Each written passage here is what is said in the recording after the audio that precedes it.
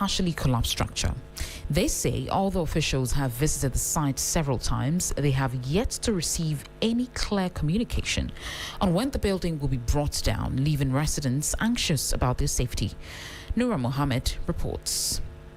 Nearly 2 months after the partial collapse of the Avena building, the rubble remains untouched. And with it, the painful memories of June 7, 2026, when the disaster claimed 3 lives. For families who lost loved ones and livelihoods, each passing day is a reminder that the tragedy is far from over. The government to come and demolish the building because our life is at risk. So many people have been coming here. Still, we are not seeing any difference. The last time, soldiers came here and come and tie rope here. They said they will come and demolish it soon. We expected them to come. They did not come. Once we in Bakuni Buye, and Tindak Bufa Baha, and building especially to Baha, and on Abakan say. When the first part of the building collapsed, the authorities came here repeatedly. I am no expert, so I can't tell what they're doing or what decision they will take going forward. Way forward, our more I know a certain woman is like my customer. I buy pure water from her. She lost her life. Me too, I don't know, because since the police will come here, come and warn people to make no one enter that place. But up to now, I don't know why they not demolish the remaining one. Everybody is afraid. So those fitters and then people are around there. Before we go, the president of the Ghana National Association of Teachers, Prosper Tichi, has warned teachers to stay away from any sexual relationship with their pupils, describing the conduct as a serious breach of professional ethics. His comments come as the Ghana Education Service investigates fresh cases of alleged teacher-pupil sexual misconduct, with several teachers already dismissed after being found guilty. The growing number of cases involving male teachers accused of engaging in sexual relationships with their pupils has become a major concern for Ghana's education sector. While the Ghana Education Service is currently investigating several fresh allegations, a number of teachers have already been dismissed after disciplinary proceedings found them guilty of sexual misconduct involving learners. The incidents have renewed concerns about the safety of children in schools and the ethical standards expected of teachers entrusted with their care. Speaking on the issue, President of the Ghana National Association of Teachers, Prosper Tichi, described the conduct as unacceptable. This issue about sexual harassment in our schools has come up, and as a union, we wish to state that we condemn such acts. We have a contract with the Ghana Education Service, the employer, and for that matter, in whatever environment we find ourselves, you are supposed to deliver your services ethically. In some situations, the case involved may be below the age of 16. And when it happened that way, it goes beyond even the ethical provisions, what has been provided ethically by the Ghana Education Service. And that's how we wrap up this edition of Morning News here on 3FM 92.7. For more stories, please check out our website, 3news.com. My name is Christabel Success Trevor. Business is up next.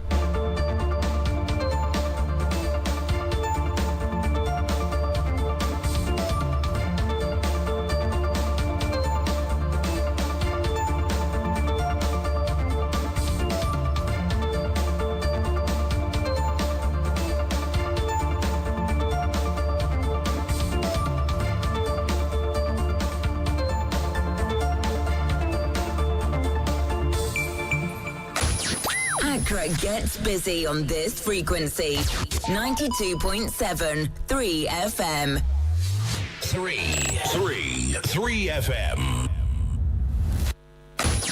Accra gets busy on this frequency. 92.7 3FM.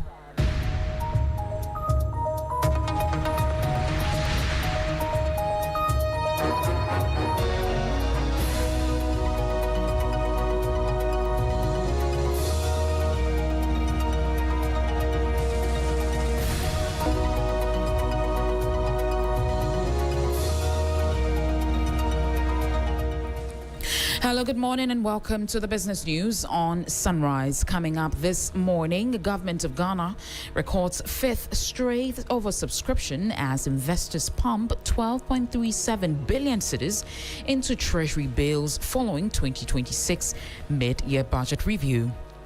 And much later, senior fellow at Africa Policy Lens notes government's low-cost borrowing signals confidence, but warns crowds out private sector. If a lender chooses to lend to government at a lower rate of around 5% and forsaking the private sector that will pay more, it tells the level of confidence. They prefer shorter and lower returns than investing with businesses for a longer period. Plus, Food and Beverages Association of Ghana welcomes fruit juice tax removal, urges review of bonded warehouse policy. The removal of the 20% excise tax on locally manufactured fruit juice is a very significant step. Sales is very slow. I am Christabel. Success Trevor will bring you details of our headlines and other stories shortly. Don't go away.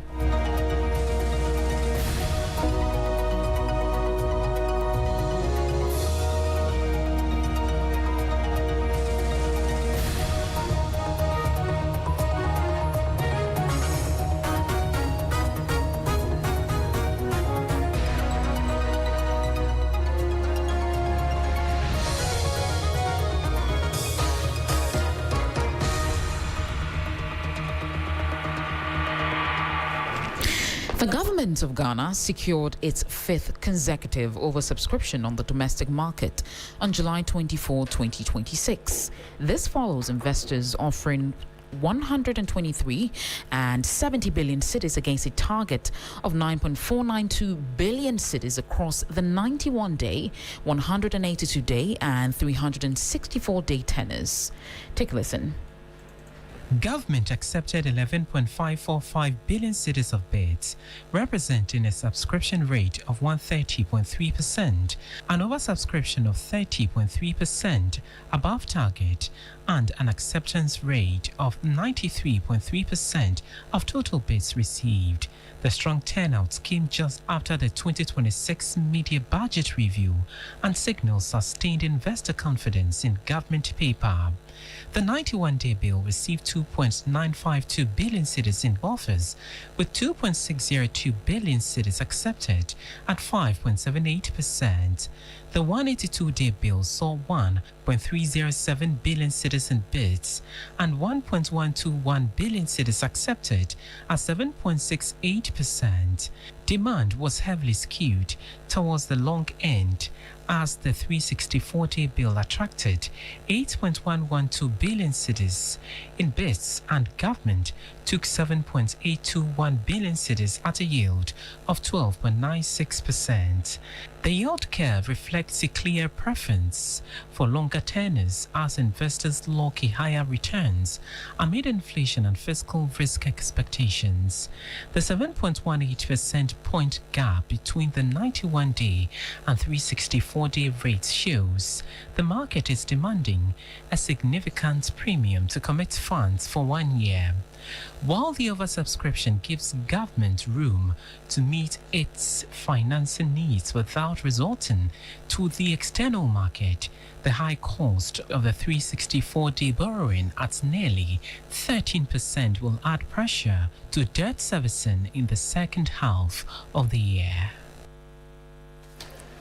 Senior fellow at African Policy Lens, Dr. Eric Boakye-Adom says the fact that investors are lending to government at rates as low as around 5% instead of the private sector shows strong confidence in the state's creditworthiness. Speaking on the 2026 mid-year budget review, he noted that lenders currently prefer short-term, low-return government paper over longer-term investment in businesses, a trend that reflects both risk perception and market liquidity preferences. Dr. Boakye Adam commended government's plan for the domestic debt exchange program settlement through the sinking fund, which has accrued 15 billion cedis and expected to reach 30 billion cedis by end of first quarter of 2027. However, he raised concerns about the government's heavy participation in the short-term market. While government says the strategy will save about 4 billion cedis, the policy analyst warned it risks crowding out the private sector, which typically pays higher rates to access credit for expansion. Banks are choosing to play in the lower tier of the yield by lending to government around 5.7% when they could have lended to businesses in the region of around 15%, given the fact that policy rate and JARA, the Ghana reference rate, sit within above the 10% threshold. If a lender chooses to lend to government at a lower rate of around 5% and forsaking the private sector that will pay more, it tells the level of confidence where in this case they prefer shorter and lower returns than investing with businesses for a longer period. Now, another thing is the disconnect between the inflation rate currently sitting at 5.3% and the policy rate. The difference giving us a real returns of about 900 basis points. The spread is so wide that it is actually telling us the position of the central bank and the perceived risk to borrowers. If that gap is not close enough, it will still make the cost of borrowing a bit difficult. Yes, we have come from an era where we were borrowing less than 27% last year to around 15% for commercial private businesses. In as much as that is good, if we look at the spread, it doesn't tell a good story. And I'm thinking by now, the gap should have closed a bit. That's Senior Fellow at African Policy Lens, Dr. Eric Boakye Adam there. The Food and Beverages Association of Ghana has welcomed government's decision to abolish the 20% excise tax on locally manufactured fruit juice, observing the tax had long been opposed by industry players. Now, FABAG noted the move will boost production, reduce consumer prices and create jobs, while calling for a review of proposed restrictions on the storage of goods in bonded warehouses. Speaking to 3Business, the executive chairman of the association, John Awuni, also cautioned that high production costs, particularly utility tariffs, remain a major challenge for manufacturers and could limit the full benefits of the tax relief. The removal of the 20% excise tax on locally manufactured fruit juice is a very significant step. It's a bold initiative the government has taken. I think that the government quest to streamline the storage of goods in warehouses, bonded warehouses, reducing storage period to 3 months for perishable goods and 6 months for general goods is something that needs to really be looked at, because sales is very slow, and also generally it is not possible that some goods can be turned around within 3 months and 6 months respectively.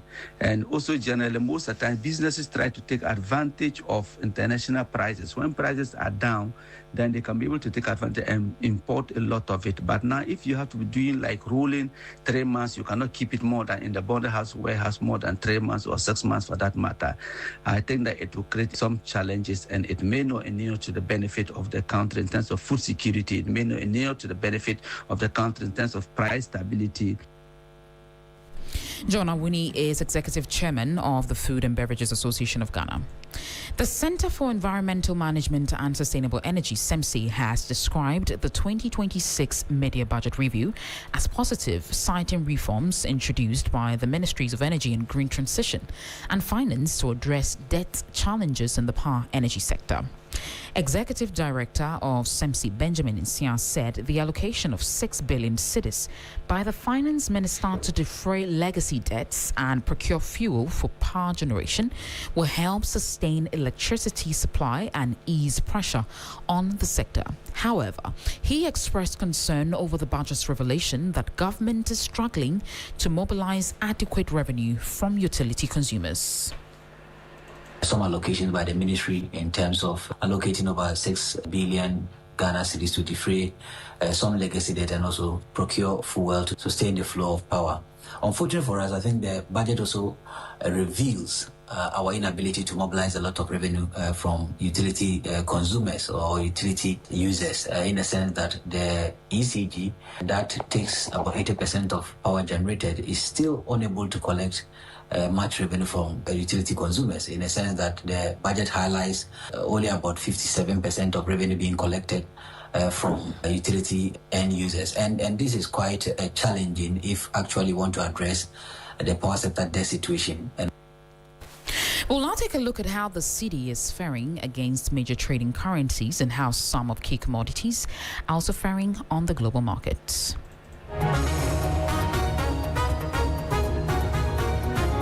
The interbank foreign exchange market, where banks trade amongst themselves, the dollar is selling at 11 cedis, 64 pesos. It's gained 1 peso. The British pound is selling at 15 cedis, 53 pesos. It's gained 3 pesos. The euro is selling at 13 cedis, 25 pesos. It also gained 1 peso. However, be guided that these figures could be higher at a forex bureau near you. The global commodities market, Brent crude is trading at $96.78 per barrel. Gold is trading at $4,052.79 per ounce, up by $3.31. Cocoa is trading at $5,376 per ton, up by $75.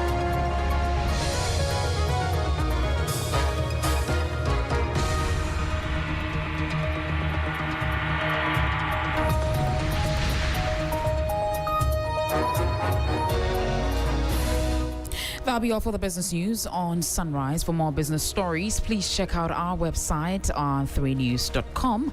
My name is Christabel Success Trevor. And guys, Johnnie is back. I'm good. Very, very fine. Good to see you. What have you been up to? Well, as you can see, work, waking up. Work.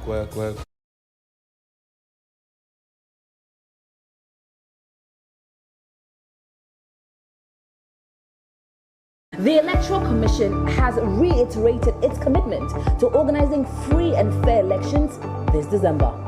How's your week treating you? I'm here to serve you great music tidbit for your at-work listening pleasure. Rastafari, Rastafari, Rastafari. Our Father, who art in Zion, Kanamawe, Kanamawe, Kanamawe. Oh, turn it up! Come into the mountains. Sight and I grandfather. It's time to drive you home in style with great music, the 411 and all your favorite songs, what's happening around town, and so much more. And in the headlines today, the two leading political parties have been addressing the public on allegations of corruption. The Black Stars coach has unveiled his squad for the upcoming games, and there are some interesting names. Pull up! The weekend is here and it's time to turn up. Get your dancing shoes on, Lego. We really do have it all. It's a premium mix of information and entertainment every single day on 3FM 92.7, your urban lifestyle radio.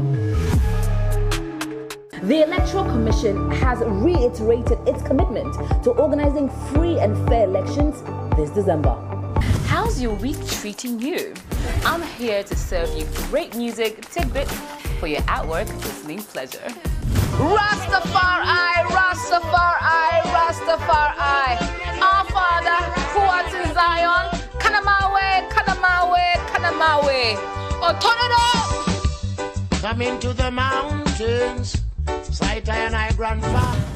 It's time to drive you home in style with great music, the 411 and all your favorite songs, what's happening around town, and so much more. And in the headlines today, the two leading political parties have been addressing the public on allegations of corruption.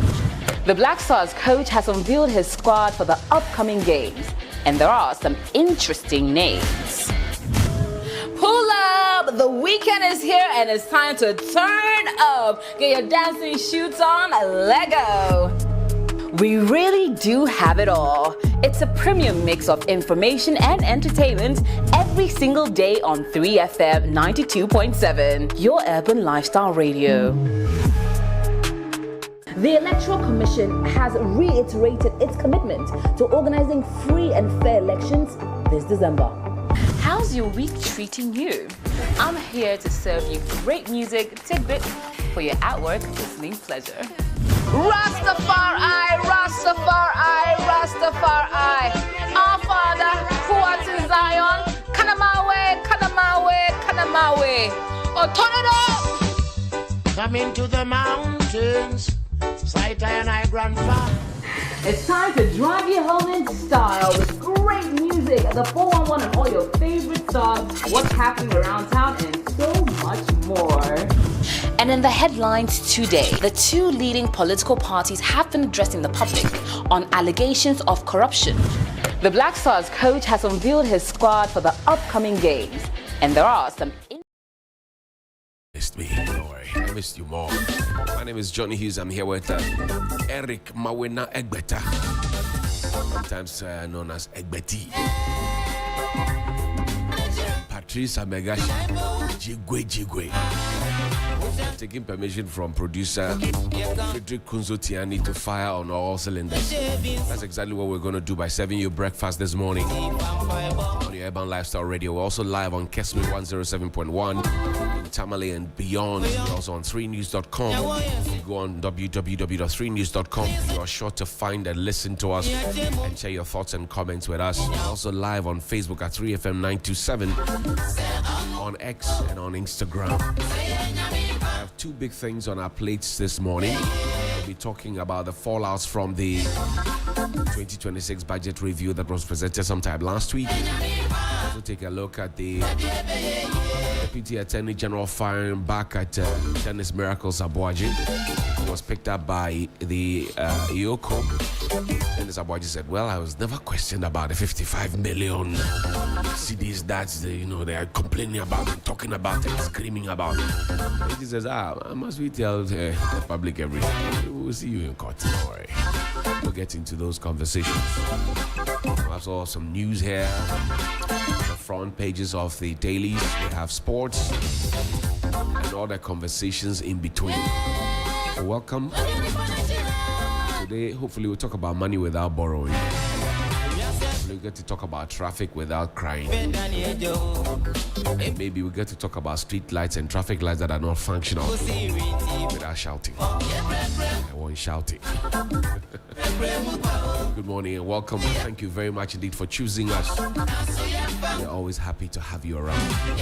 Good morning, gentlemen. Good morning, good morning, good morning. Good morning. Obake. Obake. Wezo. Akwaba. Amaraba. We're good to have you. Good to have you here. I know it in about 3 languages. Really? Wezo, Akwaba, Obake. The K is nasalized. Obake. Don't say Obake. Obake. Obake is a sweet one. Yeah, Obake. The Archbishop of Canterbury is in town. Number 3 in the United Kingdom. She's in town. Yesterday she was in my church. Oh, really? Yeah, I had the pleasure of serving as the Turufa, and she gave me this. Archbishop of Canterbury. I mean, this is that's beautiful. Yeah. She actually made a comment. Said, "Oh, you have so much skill. Some service will be envious of you." Yeah. This Archbishop. Oh, let me see. Right there. And, right there. I just want to be pretty sure that there's nothing. There's nothing. No. It's just the inscription on it is the Archbishop of Canterbury. That's all. That's all there is. I just wanted to be sure there was nothing L or there's nothing. There's nothing. Whatever you want to insert is not insertable. Welcome to her. That's lovely. Yeah, maybe I send. Beautiful. I mean, I'm impressed. Oh, small. I'm impressed. So pretty soon you're going to become an Archbishop? No. I remain a mass server. Let's keep it at that. Really? Yes, please. It would be nice to have you as the Archbishop of Canterbury. Well, Sunrise on. Yeah. No, my phone has low battery now, so when the call comes, I may not be able to hear it. Johnnie, good to see you, man. Good to see you. Charlie, I've been wondering. Tell me. Why do we cite filling stations and LPG stations in densely populated communities. Well, that's a very huge when question. we know that it is a ticking time bomb, yet we cite the bomb close to residents. I've always asked myself questions, and off the top of my head, I remember Atomic Junction. I remember the one at La. I remember one at Teshi. I remember, in fact, 2024 alone, Ghana National Fire Service recorded more than 40 of those incidents. But day in, day out, you find people buy land, they collapse some home, and then they erect it. I've been trying to understand what they go on. So, is it a case that the residential communities exist before? Oh yes, before the fuel station. Yes, before. Most of them do. Yeah, because I know in some instances, like Atomic, for instance, a lot of the development went around the place subsequently. Right.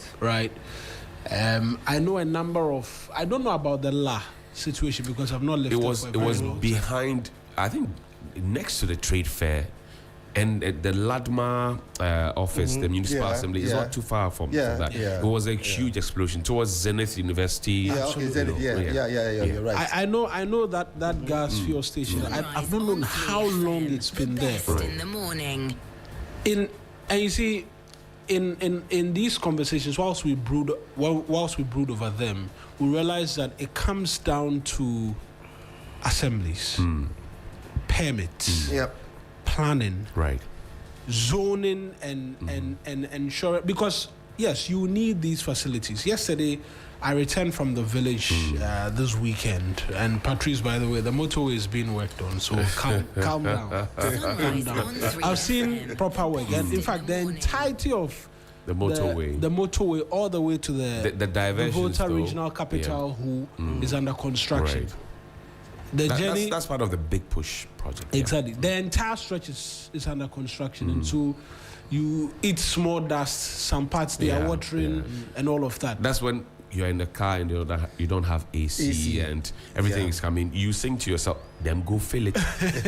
You understand? That's just me digressing a bit because Patrice has been heavy on roads and all of that. Sure. I returned and I needed to fill gas because my gas had run out. So from time to time, these will be needed.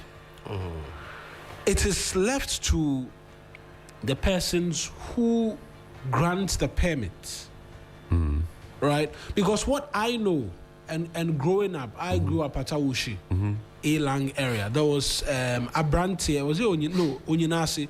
There was a gas fuel station Sunrise there, on 3 right? FM. It was inside, I won't say inside the Odogono school, but they had a piece of land there. It was a very spacious place. It was open to lots of air, right? And there weren't buildings around it. Subsequently, when the Odogono Senior High School was developed, because when we grew up there, the place was not walled. It was just one or two structures and a few people going to. But subsequently, it was developed. Dormitories were introduced and all of that. Their assembly hall was directly behind the gas fuel station. The fuel station was shut down. You don't say. Yeah, the fuel station has been shut down and it doesn't operate. Right. That's why I grew up. Right, okay. We used to. So initially, what was the situation? It was open to air. It was a huge place, no buildings close to it, no human activity. The moment human activity came close, the fuel station had to shut it down. Because we're looking at the safety and security conversations. That is quite strange. Directly. Because usually you would not. Yeah, you would not have them. You understand? One of my rich friends says, "What money cannot do, more money can do." Yeah. So that went away. Yeah. I'm trying to look at other fuel stations I've been to. In the Ganwest municipality, somewhere Amasaman. It's Amasa. Amasaman. Amasaman, right? Yeah. That fuel station I know is a stretch which can take you to Kaswa from. So when the Kaswa road went really bad, persons decided to use that as an alternative, which brought lots of traffic there as well. That's Fankor Road, the Kaswa Fankor Road. You realize that gas fuel station, which I know, and always open and allows for lots of air, such that the place is not a bit crammed and all of that. What happens to the news stations that come up? Oh, of course. Get to who them is, too, man. who is exactly Yeah, who get is Sakaman. who is allowing? Are you the person who is even buying the land? Right? Are you not realizing? No. Convenience of business. That's what they are thinking. Forget about the person. The others EPA must focus on their safety. EPA. Are you not realizing? Because when you turn on your gas stove and you forget to light it right before you go and light it, you realize what happens. The pungent smell that comes. Not the pungent and even smell. the explosion. Yes, the flame that Okay. catches suddenly before it goes into. Oh, that one. Into the that bed. one. Gas Right, off, okay. yeah. So, does it not prick you? No, it does not. Where it is that you're going and the fact that We're you looking have to for be money. wary. You are talking about. It does not. You understand? Until the accident happens, they say, "Yeah." We should have known. But you see, again, you would also have, and I've always wondered why it is difficult for people to live in a community to have a class action against things like that. That is the point. How much does it cost to file processes at the court? People, once people hear about the courts, they assume, Charlie, you have to get some 200,000, 500,000 Ghana cedis to be able to do that. But Mawuena, it's not that expensive. And some lawyers are even willing to do pro bono services on such matters. On such matters. The actual problem is where people live in those communities and say, I don't want to be a target. This is worrying. You are the journalist. You can talk about it. We live with it. I don't live there. We live with it, but we can't talk about it. But you have to talk about it for us. And I said, but how does that work? You are in the heat. You know how hot the fire is. Why should I leave the comfort of my place, even though it's my calling, to come and now focus on yours? We should collaborate. Absolutely. So that this can get some solution for us. I've always wondered why we're not bold enough to say it. But I think the assemblies are principally to be blamed heavily because they actually do what is the in thing now called the rezoning. Right. It is deliberate on their part just to ensure that anybody who brings in money and says that I want to convert this place to this or to that, I want to change this, I want to buy this, I want to do that. The assembly will say, okay, we'll go back. Because there's supposed to be a gutter here. Right. Just make sure, excuse me, you create a drain, and then you do this and do that. We'll rezone it and say that it's a commercial area.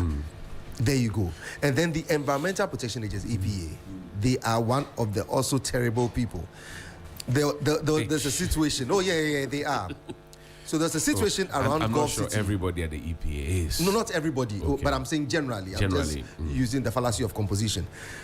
If you look at, there's a place at Gulf City. Somebody's rearing pigs within a community where it's not supposed to. I mean, it's an area where it's been converted. Everybody's now living. It's become a place where no farm ought to be. He has a piggery in there. Whoa. Reported this so many times to the assembly. Gone to the engineering department, spoken to the EPA. Forgive me, my dear, but this is the message I got from her. I've been able to work on this, but it will be difficult to get that man out of there because, yes, the bosses have a hand in there. Oh. Environmental protection. She says there's nothing she can do about it. She has done the recce. Order from above. And I wonder. So the point is that all they're waiting for is that a group of community members will wake up one day, attack the piggery, break everything, and let the pigs loose, everything go. Then it becomes a conflagration. Then everybody will wake up and say that, oh, we're supposed to. Yes. That will be chaotic. So the role of the assembly is very critical in a community development. I agree with you, but you see, while we know what the assemblies are supposed to do, or maybe pretend to know, or even are oblivious of what the assembly is supposed to do, or the assemblies are supposed to do, you also have a situation where, because we do not elect these MMDCEs, they sometimes don't feel responsible to the people. So you find the fact that they take property rate, business operation permits, market tolls, whatever it is, the people who live in communities, if you go to the Dansoma situation that you referenced, if you go to the Teshi, the La areas that you talk about. They're always focusing on the member of parliament. Yeah. But that's not the MP's job. But it is also the MP's bowl of Bankum, because when it is time for elections or when they during the campaigning period, they go to the people and tell them, if you vote for me, I will do this for you. Thank you. If you vote for me, I will do this for you. If you vote for me, I will do this for you. And that's where the problem is. Look, a case in point is in Eastern region. Right. The recent floods that we had June 29. Yeah. It rained heavily. They're building a Chinese mall or something around the Eastern region. The regional minister was there. She was so furious with some persons following her. And for some reason, you find people who were close to the power to make sure that situation didn't happen in the first case. Now following the minister and then adding on, they are ad-libbing. You know, and I asked them, so this morning you're taking your bath to go to work, you have taken your breakfast, you're telling your children, your family, you're going to do what? you get the point. Now, that particular place was supposed to be, if you like, a buffer zone. Buffer and zone. then they said, oh, we can rezone it for you. And then the instruction from the assembly was that construct a drain behind that, so the water that is coming from atop the hill can just go through it. And they have not done that, but they're focusing on the construction. And then the other time it rained, the entire estates that hadn't flooded for a long while. You know, yes, that is where the class action must come in, because the people are afraid. And I wonder why. Look, even in Trotro, people are listening to us in Trotro now. They live in areas where these things pertain, right? Yes. And then they bring that same attitude into the Trotro. The driver is overspeeding, driving recklessly. They are all quiet. Somebody is emboldened to speak up, and they say, we always can't offer a taxi. We do it. Oh yes, it is true. We do it. It is true. But John, you see, you mentioned the fact that it boils down to the fact, some way, somehow, that we don't elect these people. Yeah. Even the MPs that we elect them, what happens to them? I am vehemently against the election of MMDCs. Why so? We haven't seen anything with regards to the MPs. The same procedure that we elect the MPs, that is the same procedure that we're going to use to elect the MMDCs. Because we're electing them at the constituency level. You see, if you look at our constitution, the 1992 constitution, to become a member of parliament, there's only one 21 years. One thing that I find striking in it, which we never do. 21 years, and should have resided sound mind. Who checks the sound mind? Where do they go for assessment? And what do they even mean by soundness? I'm saying that who does the assessment to say that this person has a wholesome mind to be able to lead the people? That's one. But then you look at the elections for assembly members, for unit committee members, they ask for the highest level of qualification. And it's published. So those who have just BEC, those who have SSE or WASI, those who have HND, blah, blah, blah. It's published in the community. Everybody knows. So the people living in the community, decide that, was Momene, was Momene. Kind of thing, you know, that kind of thing. I get you. Now, all those guys go and work with the MMDCE. Who is appointed? Who is appointed? No, who is nominated and voted upon by those people. Now, if you have it's more like an electoral college system. Exactly, and you have call it your local parliament. Now, if you have a system like that and the system is still failing, you should have a problem. We should have a situation where the president said, I nominated you to go to this area to fix it. After 6 months, after 8 months, you are not performing, leave there. Like what was done to Dennis Miracles Abuaji. He had 2 years. Some said there were some financial issues, blah, blah, blah, blah. Some said the incompetence. But the point is that somebody was yanked off the post for another person to come in there. We should be able to do sack people. Absolutely. That's one thing we don't do. What we do in this country is that, Mawuena is finance minister. Patrice is foreign affairs minister. I'm education minister. He's not performing. You go to finance. You come to musical chair. But that's what we do. Does that solve the problem for us? Because for them, it seems like it's an indictment on their integrity. So, for example, I chose Johnnie, I chose Mawuena. Now they are not performing. If I pull them out, somebody say that, on what basis or assessment did you put them there in the first place? It is only a fool who doesn't change his mind. It is only a fool. So for me, I think the key point here is that our assemblies need to be properly focused on. The qualification to be there, I keep saying, either engineering background or a special development or a community development background, something that is related to but the assemblies have all these departments. Exactly. Those are the departments, but the heads who do not understand it, like we say a 21-year-old should go and be an MP. I have spent 12 years becoming a neurosurgeon. I've spent 7 years becoming an architect. I've spent 7 years being an engineer. Spent 5 to 7 years becoming a lawyer and all that. You are just 21 years with no exposure. You haven't completed university, remember? Then you'd come out and be an MP and you shall go to enact laws on behalf of somebody who has spent all those years in school. Well, I may disagree with the age conversation. Oh, I disagree with it absolutely. I would disagree with the age conversation. 21 years, no. The age of the wisdom of Solomon has nothing to do with the age of Methuselah. Well, so they say. Well, so, but it's quite white. But we have My point is, at 21, you are not exposed. You haven't completed university. Okay. So even you don't have a first degree.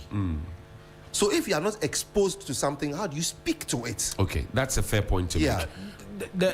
What I'm going to say is the age conversation, if we're being very realistic, since the inception of the Fourth Republican dispensation, how many 21, 22 years old? I think roughly off the top of my head, one. I think two of them also, yeah. Right? So it never really comes down to the age requirement. Right. And if we're being honest, the business of Parliament has been about laws anyways. That's right. Yes. Right? It's been that it's is been the about, primary business of Parliament. Yes, that's pretty much. Making laws, protecting the public purse. Because they must give approvals for loans, expenditure, call it what. That is the business of Parliament. What, in terms of the conversation surrounding our assemblies is, as much as there are engineers, resident town planners, and all of that, who is heading these institutions?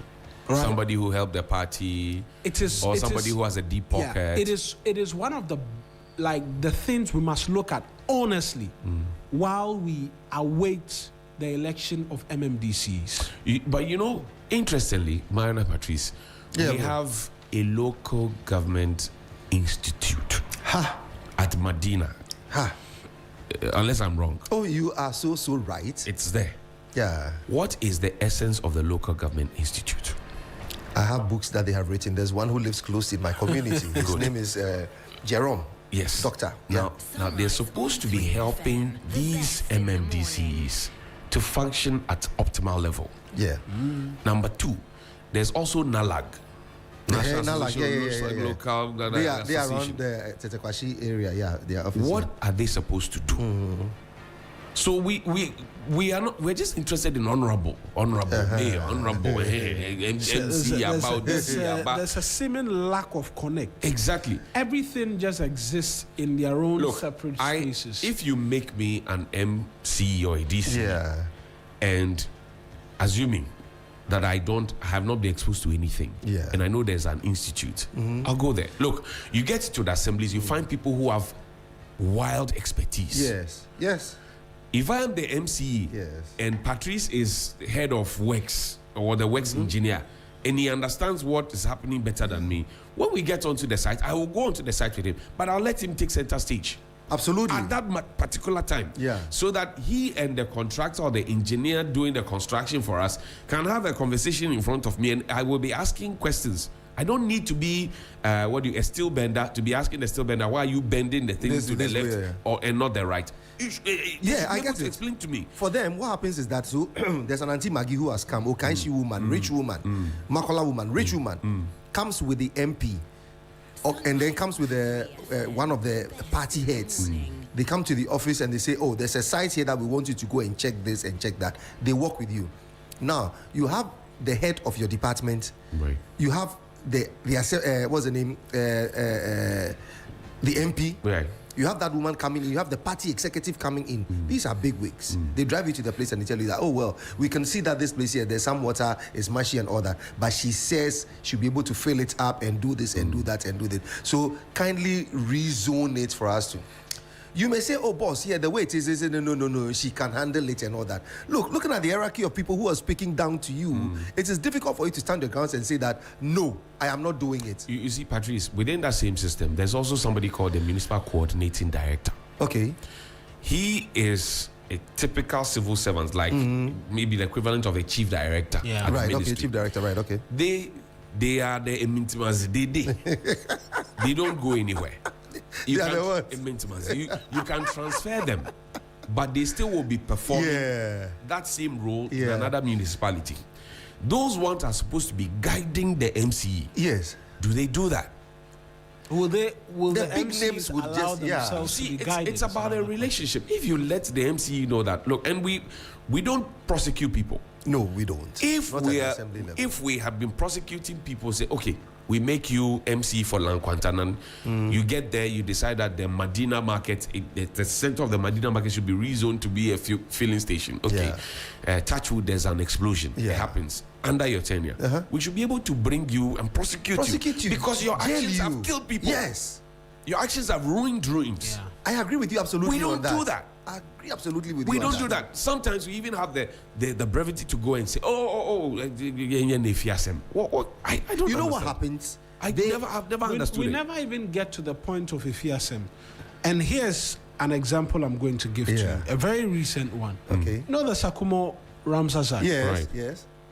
Somewhere this year, they went and they were pulling down buildings. There was a woman who was crying, and there were a number of building property owners who were pointing to, is there a forestry official? Yes, who are taking money. Yes. Who took money and said they were not going to pull down their properties and was selling the land to them and was going around taking, was it 20,000? What's happened to that individual? What's happened to the investigations which were... That's just one. Yeah, wow. Right? That's just one of such instances. Nothing happens. And I think there's been conversations as to re-looking what happens to persons in public service. Right? Their actions, the worst that happens to them is a transfer. That cannot be. Look, when you're in a private space and your actions result in financial loss of life, you are not transferred, you're sacked. That's right. You are dealt with. But increasingly, in fact, even the Greater Accra Regional Minister suggested transfer somewhere else, and there was flack and all of that. That is the worst that can happen to a public servant. I'm surprised that you're surprised. You know, recently we had the Public Accounts Committee. The chairman of the Public Accounts Committee, was the Honorable Abinose Asari, former Deputy Finance Minister, former Minister of State at the Finance Ministry. Sitting next was the late Prophet Atamno's brother, who was deputizing. Eventually, he had to be doing more of the chairing. There was, I don't know, I think the Roads Ministry or some ministry came before the committee. They didn't send... And they said that, look, the Finance Ministry at the time was making payments on our behalf without our say-so. And the person who was Minister of State at the Finance Ministry was the one who was in the chair and asking the question. And this is the report of her stewardship. If I were at Tamils, I would have asked the clerk to swear the woman in there and then and ask her, Madam, why did you make payments without the say-so of these people? Right. But you have brought the poor civil servants to come and sit on national TV and you are screaming in their faces when you are supposed to be answering the questions that you're asking them. So the answers that we pretend to be looking for, we already know. We already know the answers. Look, Public Account Committee, the answers they are looking for, it is sitting in Parliament. Dr. Amin Adam, is he not in Parliament? Yeah, he's there. Former Finance Minister, exactly. Dr. Stephen Amwa, is he not in Parliament? Deputy Finance Minister is there. He's there. Is he not in Parliament? They are all there. Why are you wasting everybody's time? You see, it's just a charade. Why are you wasting everybody's time? It's just a charade. We just put it out there. The assemblies have something they tell you. When you go reporting about a structure that is sitting somewhere illegally, they tell you, oh, we've given them a temporary permits to stay there. Gets to the 18 junction. Right. The Bonteman 18 junction. There's a car dealership over there with so beautiful. The guy has really decorated the place. The place looks good. And I'm asking, It's next to the Belacqua new structure. And I ask myself, so is that structure going to be taken? He say yes, we're giving the person temporary permit. But if you see how the guy has been able to... He's there to stay. Yes. So gradually, and that's what car dealers are now doing. They come to a place. I just saw it at what's the name on the motorway, Community 12 Junction, close to the Tata, where the Tata and the Fiat company. The guys just brought cutlass, and then they just cut the weeds over there and there's some little shrubs or something, and then they've started parking cars there. So if you go to Tema right now, along the 12 stretch, there are carports over there. Pretty soon they bring chipping and come and put the chipping there, and then put some poles in between, fence it, and then put a container, and then use a little cement around. Then they raise it, and then yes, what the Lord has done for me. that is what they are doing, and it's on the bypass, the Legon bypass. It's also a terrible place now that the car dealers are just putting cars anywhere. Look, I tell you, the country is a dead country. People don't believe it. When I tell people it's that a dead Ghana country. is a crime scene, the whole country. It's a dead country. It's a crime scene. Nothing is working. We are not dead yet. Oh, we are dead. It's the crime scene. Oh, we are dead. On that My score, Jamaicans will say, we is a dead man. We Wow. dead. Let's check out what's on the front pages of the dailies. It's 2 minutes to the top of the hour. 7 here on Sunrise on 3FM 92.7. Also live on Kesmi 107.1 in Tamale and beyond. We're also on 3news.com and on Facebook at 3FM 927. You can share your thoughts and comments with us. This is the best breakfast show you can find anywhere in the world. And thank you for tuning in. 3FM Sunrise. Sunrise on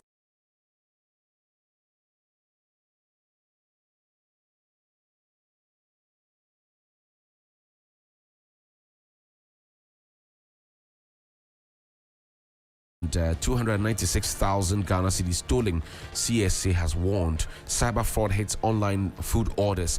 Mills' values remain my compass, according to President John Dramani Mahama. Keep Homo peaceful. Police warn troublemakers. And the news center this morning says Nana B's 30-bed Tafo Children's Unit nears completion. NPA fails to trace distribution of 362.6 million liters of fuel. Kai. The story is on page 2. Is the Kai part of it? Yes. 362.6 million liters of fuel. Mawuena, I can travel the globe with this. Yeah, that's a lot. That's a lot of fuel. Taxes levies worth over 300 million cedis feared loss. Comes with a photo of Godwin Eduji Tamaklo, NPA CEO. Please find Eduji for me on the phone. Ato Forcing blames government's limited spending on NPP 24-hour economy implementation far from reality. Dr. Dusako, the rift over resign to contest in NDC deepened by court ruling. On the back page, MTN Ghana has donated some money towards Homo Festival. Kai, dear Kai. Kai, dear Kai. How come you won't get me? The Homo is so on. Now, so Homo last week was Lante Jangwe Homo. Okay. Before that, there's Plejo by the Nungwa people. Okay. Plejo means dance for the gods. Right, okay. Oplejing is the almighty God. Okay. So Plejo. Okay. So All right, okay. Plejo. Dance for the gods. Oh, wow. Okay, or dance of the gods. And then you come to Lante Jangwe. They celebrated first, and then 2 weeks after there's the Gamashi Homo. Yes. And then when you leave, you can then go to Teshi, Nongwa, Osu, so it will come through all those yes, places. it will come. Because so, I know so the ban Jangwe, on drumming no, it's a long time ago. So It's been that's lifted. gone, and then the rest will begin to So now the Homo proper is happening. It's very interesting when I hear people explain it this way. It's like from this place to that place to this place and all the names. Do we have a book or do we have a website where we can go and see all these things that I want to click on? You want to see it explained? Yes. Well, but you could take that up. You see, I don't want to. You don't want to do what? To be the authority on the conversation. Oh no, but the point is that these are things that they're at your fingertips. So the best thing is that just out of the studio, go sit somewhere, put a mic in front of you, record it. These are the small ones. In fact, I think for 2 years running, we've been doing it with Ni Ajay Clue. Okay, I've invited him a couple of times. 3FM. There must be documented. So when I click on, I know that next 2 weeks it is Lante Janwe. Next 3 weeks it is here Osu King Kanwe here. Then I'm like, okay, I can. You can plan your my life. calendar can just run. Yeah. And then you follow. Yeah, I follow it. Yeah. I think it makes a lot of sense.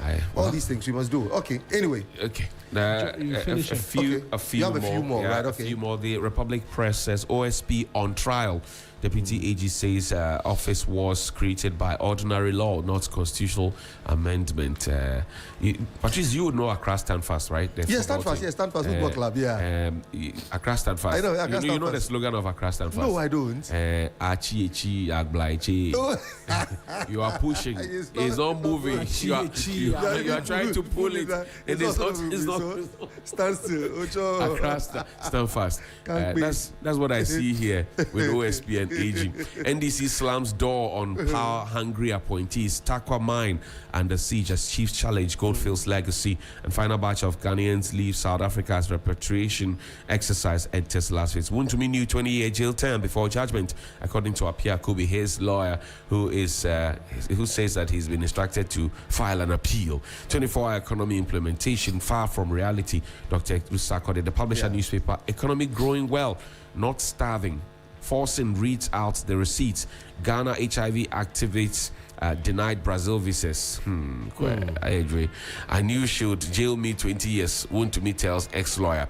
Bench warrant for NPP's Coca refusing to appear before a court after issuing threats to an EOCO officer, death threats, allegedly. The BNFT says 111 billion. Debt, Ghana City's debt wall spurs bigger sinking fund. Ochiasikan Community Bank records remarkable growth in all indicators. And in Kokon Kitikitis is 100% capacity expansion. Was it not the minister who said the Kokon Kiti will be used for life support things? The finance minister says it was just a passing comment. Oh, please. Are you sure? But who gave it the name in Kokon Kiti? Oh, it's the NDC itself in its manifesto. Yeah, but they should learn from the NPP. I want to take a bit from the finance minister, maybe with a pinch of salt. If you have been in poultry before, if you are giving broilers and not layers, how do you expand? Yeah, broilers. There are broilers and there are layers. The layers are the ones that they give you the eggs and all those things. So and then you can incubate, hatch, and then So what are we talking about? The one in charge of the Ministry of Agri says people have chopped the chicken and they sent him videos of they chopping the chicken, and he's happy about it because then people's tastes have changed. But is that the reason we gave them in Kokon Kiti? No, it's not. So what is the finance minister saying? See, these are the things that the MPP did and they were kicked out. I keep telling them. We'll bring the agri minister here. Yeah, we have to bring him. Deputy, yes. The Ghanaian Times, my final one, says fight against environmental pollution, extend styrofoam ban to single-use plastics, according to the Ghana Medical Association, Professor Dr. Ernest York. It's on the front page. At Mills' humility, integrity must guide leadership. President Mahama. Don't renew Goldfields Takwa lease. Apinto Divisional Council urges government. Government targets 30 billion Ghana City sinking fund to meet DDEP obligations and strong institutions key to Africa's development. LC Apia Clue. The back page. Fund pilots, climate smart stations and solutions in the western region. Don't renew Goldfields Takwa. Hey, Charlie. There'll be small pressure for that. Small pressure for that side. Small pressure. Look, I've been seeing back to back. Civil society, some members of civil society, right? Right. Opinion leaders, traditional leaders, all making the same argument. It will be difficult times for them. Right. It is. I have the Daily Analyst. That's here. right. Let's fire away. And it says Julius Debra ends PhD in Museum and Heritage Studies. Pan-African Parliament President vows continental parliamentary transformation as new session opens. It's got a picture of Dr. Fateh Budbeg, president of, I hope I got the name right. Anyways, government cracks down on VAT evaders, imposes warehouse time limits. It's got the picture of Casey Latuforsen. And then Manley Spain rejects 79 million judgment debt payment, calls for probe. Showdown over Takwa Mine. Apinto chiefs oppose Goldfields lease renewal. They demand Ghanaian ownership. Heat. Tema Community 5 National Security Raids Prostitution and Drug Hub. Caretaker wanted for questioning. So that is the Daily Analyst for today. The Searchlight, the Daily Searchlight says, Constitution higher than the statute. Deputy Attorney General says OSP Act cannot rewrite Ghana's founding law. Also on the front page of the Satellite, it says German embassy in Ghana partners with is it what? Showboys Foundation. Okay, Showboys Foundation on school agroecology project. Okay. Pinto Chiefs question Goldfield's development record ahead of Takwa lease expiry. Justin Kodia launches bid to retain NPP General Secretary position. Government appointees must resign if they want to contest internal elections. This is coming from the NDC, and the bold banner headline says, Wontumi fights back as defense moves to challenge High Court conviction. That is the Searchlight for you. The Ghanaian Point says KGL Group partners GMTF to build ultra-modern diagnostic center at Ridge Hospital. Also, Otumfuo commends IGP Special Operations Team after 445 arrests in Asante region. We will not allow this again. Flood Task Force demolishes structures on waterways in Accra. Also, Gabonese president to begin 3-day official visits to Ghana on July 28. Finally, Wontumi to appeal 20-year sentence and seek bail pending appeal. This coming from the lawyers. Let me do the Daily Democrat today, which says that Sami Jemfi defends gold board and cites 5.4 billion Ghana cedis surplus. Julius Debra dedicates PhD to Mahama and Ghana. And Attorney General prosecutes ex-metals manager for $280,000 theft. KGL, GMTF begin Ridge Diagnostic Center construction. Ghana Medical Trust Fund briefs Otumfuo on healthcare progress. LC Apauklu receives excellence in public policy and governance and is in London. Mawuena, what do you have? A number of the papers here as well. Daily Graphic, big banner story, protecting public health.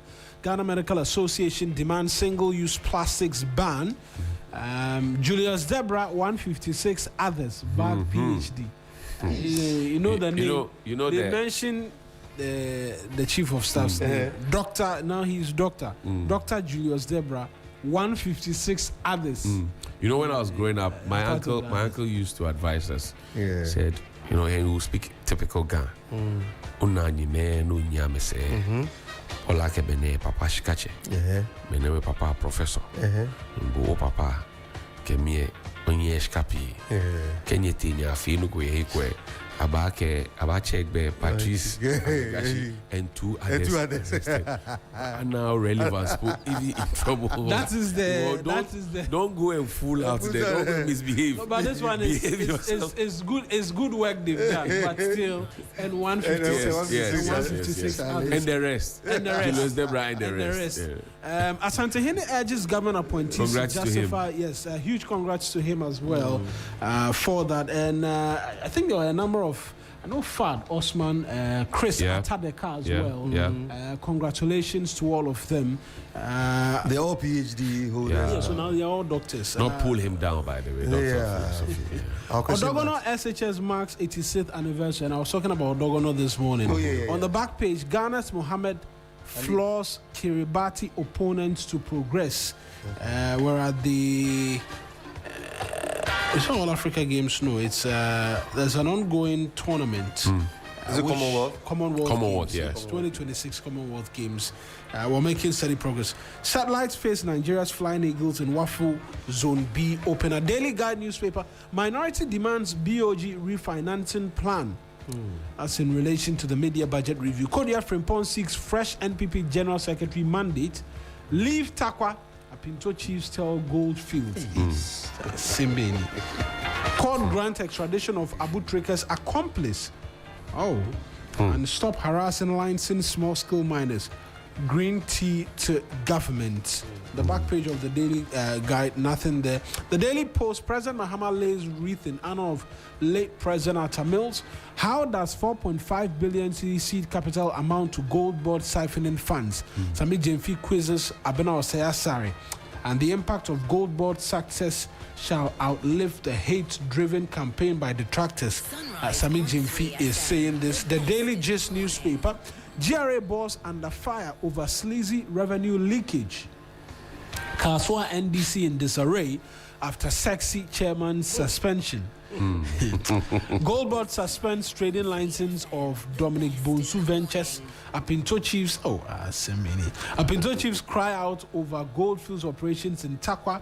Samia Uku on Iyoko radar over NLA KGA deal. KGL deal is a question being asked. Julius Zebra bags doctorate degree. The Custodian newspaper, you nurtured a monster. Samson to Mahama and NDC on misinformation, insults. Wuntumi told he will be jailed 20 years. Apia Kubi. Goldboard holds license of Dominic Bonsu Ventures over regulatory breaches. Advocacy group chases GRA over alleged breaches in port and petroleum operations. CPS speaks on media budget review tomorrow. Kodia seeks re-election as NPP General Secretary. Those are the papers. Let's go to page 2 of the News Center newspaper. NPA fails to trace distribution of 362.6 million liters of fuel because this one has to be the Kai. It's a story by Daniel Nono here in Accra. Said the National Petroleum Authority has come under renewed scrutiny after the Auditor General uncovered that it could not properly account for the distribution of approximately 362.56 million liters of fuel products marked between 2023 and 2025, exposing significant weaknesses in Ghana's fuel monitoring system and raising concerns over potentially massive losses in government taxes and petroleum. We know that in 2023, 83.10 liters they couldn't account for it. It was distributed anyway, but it was not accounted for. In 2024, 214.53 or 53 million liters were distributed, but the largest unexplained gap during the period, and then 64.92 million liters in 2024. So the NPA has been trying to explain, but first, all of these liftings were distributed, but we cannot account for it. What is the time frame? Well, so this is between 2023 and 2025. Now, over 300 million Ghana cedis in taxes and levies have also been lost. And we know that the NPA has been trying to explain. What have they been saying? In responding to the audit observations, management of the NPA argued that the discrepancy resulted from comparing two different operational data sets serving separate purposes within the downstream petroleum sector. According to authority, marking volumes were generated from loading transactions captured in the enterprise. Plenty English. Where the fuel day? Where the fuel day? You know,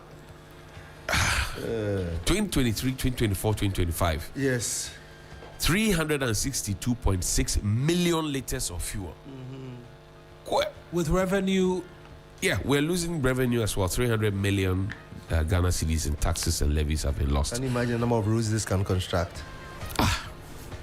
But I think we're spending a lot of money on marking fuel.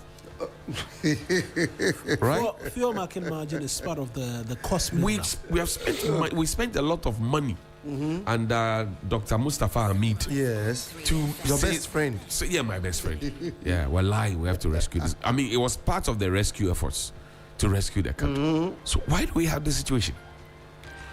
You see, it's beginning to sound like the NSS conversation. We spend money on softwares, build apps, the firewalls, and then people, babies are registering, grandpas are registering for national service.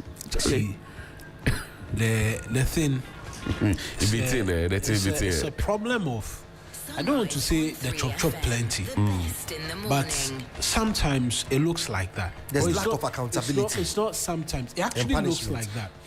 And when these things happen, more often than not, the focus is on leadership. And all the suggestions is that the leadership are the ones who are benefiting there. Yes, they will benefit to a certain extent, right? I don't want to make very conclusive statement that these monies or this missing fuel, whatever monies they may have been sold for, directly went to leadership. No, if you go down below, people are making serious money. Well, within the system, I would depart from that. I think the responsibility still lies on the shoulder of the leader. That's why I'm making a point, and I'll get there. People are making serious money. Let's not kid ourselves. The persons who work within the system are making it. But why do you think that? Why do you think that people who have jobs will come to you and they say they want to work at, say, GOIL, MPA, Oil Refinery, GNPC? They know there's oil inside the oil industry. They are making it big. Yeah. And so when we have these conversations, I think we need to be honest with ourselves and let it go beyond leadership.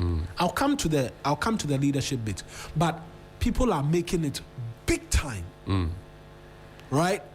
In fact, when we talk about unexplained wealth and lifestyle audits, we leave it sometimes to, who is the boss of the entity, who is the this of the entity. When you let those lifestyle audits trickle down, a lot of people will be hurt because they have property, they have things in their names which they get from these missing fuel. The deals. How do we deal with it?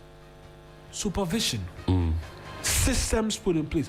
You can argue this is one of the reasons why we've seen revenue assurance deals which have not made sense. SML and co. Yes, which have not made sense because at the top, the finance minister is looking at it and says, I can get a bit more money from this. Right. But I am not getting it. Look, the story also gives us some insights on internal controls by the NPA that failed. It says perhaps the most damaging aspect of the audit concerns the apparent breakdown of the NPA's own internal control systems. The Auditor General noted that the Quality Assurance Directorate already operated an elaborate reconciliation process involving weekly and monthly reconciliation of marked volumes using ERDMS data, verification of contractor submissions, review of marking certificates before payment approval, multi-level validation. Look at the various steps by field officers, supervisors, and the head of the Petroleum Products Marketing Scheme (PPMS), as well as legal review before payments were authorized. Similarly, UPPF Secretariat vetted orders submitted by oil marketing companies against records in the ERDMS before petroleum products were loaded. So there's a structure that we invested money into this structure to make it work. Why did it not work? But despite these multiple layers of verification, auditors found that neither the UPPF Secretariat nor the Quality Assurance Directorate verified whether the quantities loaded into bulk road vehicles and marked actually corresponded with the actual quantities eventually delivered. Neither institution reconciled data comparing petroleum products marked with these ultimately distributed. The Auditor General concluded that these weaknesses significantly undermined the effectiveness of the country's fuel monitoring system. That's not us saying no. My auntie, who used to cook kenke, she knows how many balls have been molded. She knows how many is going to the latte and that didn't on the fire. She knows how many balls will be about fun. She knows how many will be put into pan 1 and how many will be put into pan 2. Thank you. And then what will be used as reserve and what will be distributed for the workers and what those who live in the house will also chop. So when you carry the 2 big pans and you take it out there and you go and sell, she expects a certain amount of money. And then when you are there, you tell her that, come here, she gives you the reserve and says, push it there because traffic is slow here, so let us bring it to you and you can sell. And she expects a certain kind of how do we have a system where you have fuel? Somebody is supposed to say, okay, I have 300 million liters of fuel sitting down here. Now you have come with your tankers. I have to load onto it. Somebody has to supervise the loading, but we cannot reconcile the figures of the loading and then what is to be how. Look, it's a and very we invested funny, money into this. It's a very funny thing, and I keep saying there is lack of accountability in this country, and because of that lack of accountability, everybody is rushing to take a political office. If people were really punished and hanged for this, when I say hanged, not like I'm just using it figuratively. If people were hanged for the kind of nonsense that they do, all these things will stop. Do you know who the president of this country is? President John Dramani Mahama. No, it is not him. Who? The Director General of the audit service. Because everything seems to be, he is calibrating every department and agency and how they do their things. I am not saying that constitutionally is, but I'm saying that the work that he oversees, that is what the role of a president is. So crack the whip. But you see, I made mention of the Public Accounts Committee. Yes. And maybe people don't know. Before we see what we see at the Public Accounts Committee, Iyoko would have gone to the various institutions. Auditor General goes to the various institutions. Yes. I think BNI also goes to the various institutions to do their own audited investigations, blah, blah, blah. Before Parliament, the Select Committee goes there. In fact, Parliament has introduced the innovative way of going to the regions. So you don't have to travel all the way to Accra to come and meet them. They come to you, actually. Yes. So we will fuel their vehicles. We will accommodate them. We will feed them. When they get there, there are conversations around the fact that the people there also, contingency, provisions. Yes. They finish all these things, and all these institutions work, and they come, and we still have people who have done stuff, and then we say, "Oh, we leave them." We leave them. That is so. What is the whole essence of the? It's of waste. the You're wasting everybody's time. Absolutely. Look, airtime on the state broadcaster, national broadcaster, it's not cheap. To move OB vans and be stationed at Parliament for donkey weeks, doing what exactly I don't know. You can imagine the punishment that is meted out to the camera guy who comes late by the head of operations because you didn't come early enough to come and record the proceedings. Capture a certain portion of exactly. Meanwhile, those proceedings, they come to naught.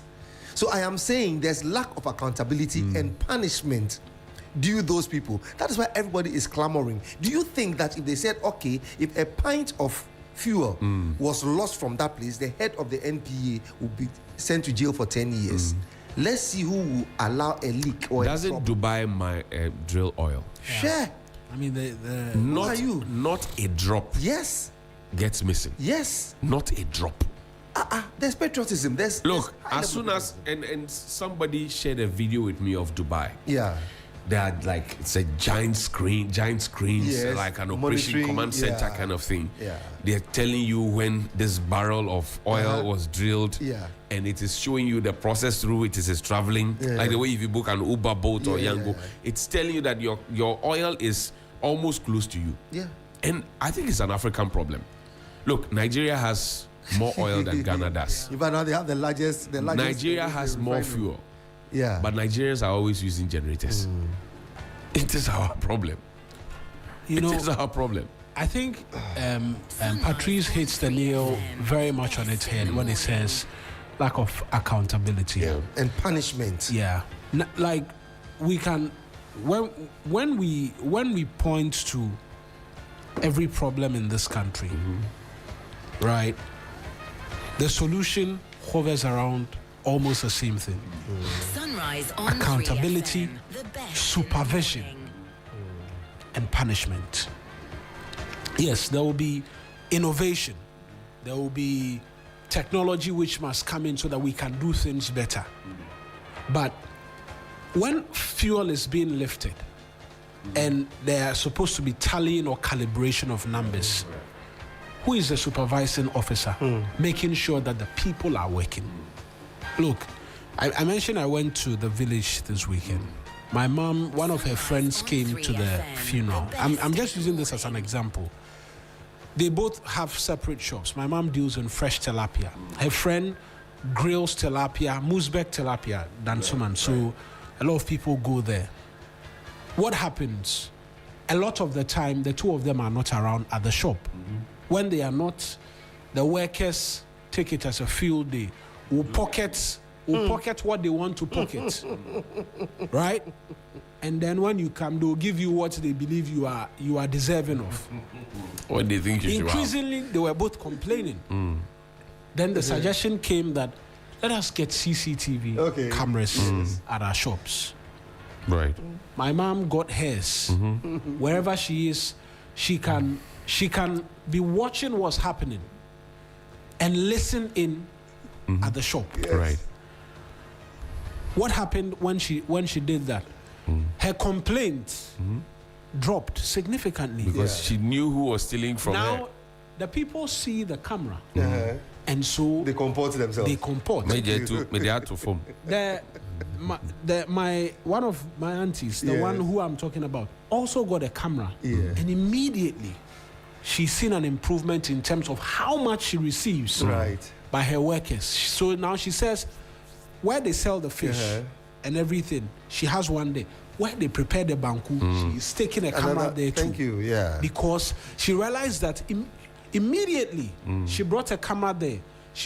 They sell bottled water. The amount which was brought to her, immediately the camera came, it increased greatly. Thank you. The amount she was receiving when they sell the fish increased as well. What happened? What changed? Supervision. So a friend of mine, his father ran an eatery. Yes. And for a long time, he realized that people were trooping into the place. But then when the day ends, the stock has not reduced because he drives back. They will bring the ingredients and they bring the things. They bring the tilapia, they bring their own kondo, blah, blah, blah. They will prepare theirs on the side. And they will sell theirs. And then they use your facility, your electricity, your water, your blah, blah, blah, blah, blah. What? So they can serve 5 plates of theirs and sell 2 of yours, 5, 2. So you will see people trooping to the place and leaving with food. But when you come, your fishes are not missing. Your stock is there. Your banku is there. The people came, they went, but it is not your banku they bought. Yeah. In fact, they do it with even water. But they buy their own. Yeah. What I noticed was and take the profit, the profit and everything. They will use your electricity to chill the items. And your rent and everything. Yes, I know the fuel station mats were the ones that were doing these things, like the Shell, Gold, and all those things. The girls who bring in their own items, and then you.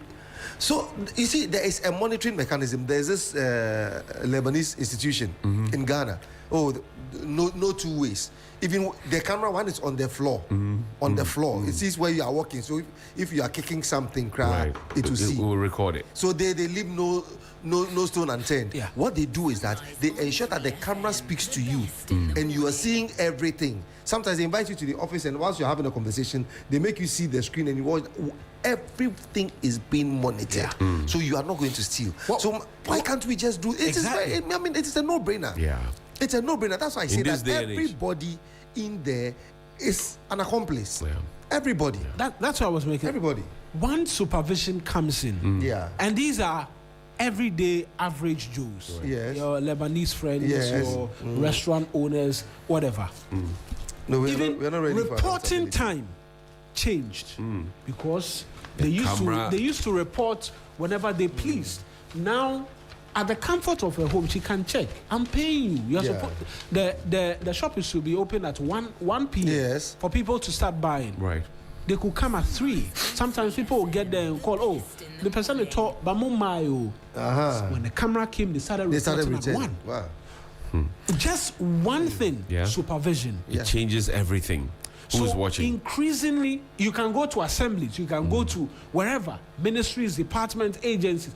If you leave people without supervision, in fact, when we talk about education, public basic education and all of that, where we say, the quality is not there. These are where are the teachers? Well-trained teachers. What time do they come to school? When you introduce supervision, everything changes. Look, I have always said that I attended a typical side to school. I went to Lebi Keshwane school. So Atilis, and we used to carry water to school to go and water our flower beds. Mr. Donko and Mr. Sunday would make sure that. But the point is this: you find in most of the private schools, the narrative is changing these days. But in most of the private schools back then, you had SHS leavers or SSS leavers, who were the pupil teachers, who were the ones who were handling the children. And the children were coming out better because of the supervision conversation you're talking about. In the public schools, you can't teach in the public school if you are not a qualified teacher. And even now we've added licensure exam, you have to be a PIN, blah, blah, blah. You have to be updating and upgrading yourself, periodically attending short courses, etc. And those ones rather cannot. And those ones are not able to. It's because there's a problem somewhere. Yeah, there's a problem. Look, the conversation about, and there are some of the headmasters who are stuck with the old ways, and the headmistresses. If I am a teacher and I'm an ICT teacher, why do you expect me to write my lesson notes in a foolscap notebook when I have a laptop and I can type it and email it to you? Yes. Some teachers get punished for doing that. Oh, yeah. Really? Yeah, if you like, let's 053-220-0927. 053-220-0927. That's our WhatsApp line. Send us a message. There are teachers who know what I'm talking about. They get punished for you have to bring the lesson notes handwritten. They are used to the old ways of doing things. Handwritten. Meanwhile, we're in this country when we said we're going to change the curriculum. Yes. We didn't give the teachers, what do you call it? The curriculum. We didn't in the training kits. We didn't give the children textbooks, right? And then when we pushed, they said, "Oh, we have given the teachers TM1 laptops." Yes. And then they have to go on the internet and download the thing from the ministry's website. So it is okay to download the syllabus from the website, but I cannot type my lesson note and email it to you. That is outrageous. I just say that, and I'm supposed to be teaching the children ICT. So how are the children supposed to be encouraged? Exactly, to do that? Because if even me, the teacher, I've not been allowed to do that. No, you see, the point is that the panacea to all these issues are there. We know them, we see them, we've experienced them because some other countries have done it and they are getting the results. So it beats my mind. Go to Norway, Denmark, all those places and check how they're able to manage their oil industry such that these leakages are blocked. And conferences, seminars, visits, and all these things, where do they lead us? Them nothing. Where do they lead us? So for me, the point is that they set the agenda for us to come and sit down and talk about it. They are excited and exhilarated about a lot of things, and then that is it. Oh, leave them to talk. Because we talk about it. Look, I need somebody here who would say that, look, I'm putting everything. John Mahama should be able to do this because this is his last term and final term. But I haven't seen it being done by all the past presidents that they are last term and all that. They are trying to pamper everybody and ensure that their party comes to power. Now you can remember me. Charlie, crack the whip, send people home, sack people, jail people. Let everybody see that something is working. I think that the president maybe should be considering a reshuffle and letting some people go. One of the mistakes that the Akufo-Addo government did, which the people of Ghana, I'm not sure, would ever forgive him, was the fact that he kept people who were underperforming or not performing on the same job for a very, very long time. Let me give you an answer to that. In fact, some of them had to resign because they wanted to contest Dr. Bawumia for flag bearership. But for that, you have to congratulate Nana Addo for that. They wouldn't have. And Johnnie, you see, I praised Nana Addo in his first term when in 2017 and announcing the business, I think it was 11th of January. Provided reasons why persons were going I am putting Patrice Amegashie in charge of the Ministry of Roads and Highways. And it is because Patrice has worked in the built industry. Patrice has shown expertise and experience. Patrice has done this, that. Based on that, I am putting him there. And this is what I want Patrice to do. Fix the roads, do the da. Then they'll clap for you and go and sit down. So when I had the opportunity to be talking about the ministers under Nana Addo, I didn't have a problem because I just picked the KPI there and the job description, the key performance indicators and the job description. I say, oh, they said you have this qualification and expertise and you are going to do this. Have you done it? Yes, no. In fact, in the first term, we actually had a Ministry of Planning. And we had a Ministry for Monitoring and Evaluation. In the second term, he didn't do that, right? But still kept some of the people who had underperformed in the first term, in the second term, in those same portfolios. Thank you. Do you know the reason? Now, President Mahama has come. We have done 1 year 7 months, if you will, some of the ministers are not performing. Please, we all can see those ones. I want you to mention names. You see? No, you see, Johnny. Sometimes we need to mention names. Let me I'm not. I'm sorry. Let me die before you bury me. I'm not afraid of mentioning names. Yes. But I usually like to have the full facts. Okay. Have my video, have my everything audio, have the document. So that that's how I play my game. So when I mention you, you'll not be running to the court to go and use that to intimidate. Okay, so let's hang the statement that so people are not performing. So no, I will not hang the statement that people are not performing. Oh, I want you to hang it. Because the Greater Accra Regional Minister, for example, came and told us that by February of last year, every street light in Accra will be fixed. Thank you. Last week, I was on the Nungwa to the La. I was coming to Circle. Beach Road. The Beach Road. Right from Kofi Annan International Peacekeeping Training Center to Ghana Forces Command and Staff College to Burma Camp, Southern Command HQ to 48 Engineers. Down the way to Labadi Beach to La Palme, all the way coming through Omanye Art Gallery, La Alonte Bar, coming down all the way to St. Paul, coming down all the way onto the Laboni stretch, coming down. The whole place was dark, and they are working on the road. Okay. So you know how potholes can disvim your tire and your lower arms and your shocks and everything else. So I was asking myself, the woman has told us that she will do A, B, C, D. Good. She has not done it. She has not explained to us why it has not been done. Yeah. Okay. I'm glad you mentioned the name. So that no, and there are many others. Great. So what exactly are we keeping the person in there for? Is it for regional balance? Is it because she's of the region's origin or ancestry? Or is it because of something else that we don't know? Right. If she has a peculiar challenge and the assemblies that are working under her are not doing well and there are people there who are not... I mean, something has to change. Absolutely. Because each time I pay my electricity bill, there's a 1% charge on street lighting. So that 1% charge, if I buy 20 Ghana, 1% of that goes to street lighting. Yes. If I buy 200 Ghana, 1% of that goes to street lighting. Yeah. If I buy 50,000, 1% of that goes to street lighting. You can imagine the number of years that you have paid your... I have paid that. Why don't I have street lights on major roads, highways, the road leading to Kaswa, the Botiano area, all those places?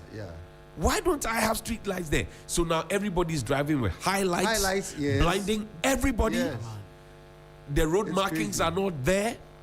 Why is that situation pertaining? Supervision. We don't take action. We don't take action on all these things because if we had, for example, like we had town council meetings, all those things, it would come out, documented, presented to whoever is in charge, and then action is taken against the person. I wanted to make an initial comment concerning Nanado and him not changing his ministers and why you're congratulating him. I'm congratulating him because changing who for who. It's like it's moving person A to person. It's just the same thing.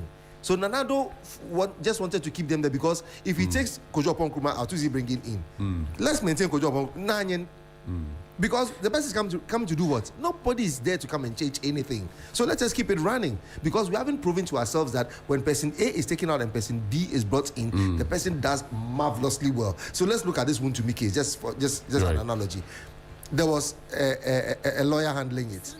And then he went off, then Atachia came in. Now Atachia is gone. Now the same Apia Kubi has come back to say, so it's just, whether it's A or B is the same thing. So Nanado didn't want to waste anybody's time to change for betting and all those things. But you see, there's no replacement. That's to explain it. Yes, there's no replacement. Look, Obiara is the same. If and at the risk of maybe focusing on Nanado, yes, he had come to tell us that he was a man in a hurry. Oh, was he? Our mistake was we didn't ask him where he was in a hurry to take us. We should have asked that question. We don't ask those questions. National development plan. Now, why is somebody made a regional minister? The person is supposed to be coordinating. That's why there's a regional coordinating council. Thank you. Which has membership that the framers of the constitution and the fathers of the land decided that these people will sit at one table and based on the wisdom, knowledge, the electoral experience that they have, they will bring us the results that we need. Yeah. If The people in the Ashanti region are happy with their regional minister, Dr. Frank Amoako-Hene. Yes. And they are talking about him and that guy is everywhere. doing so well.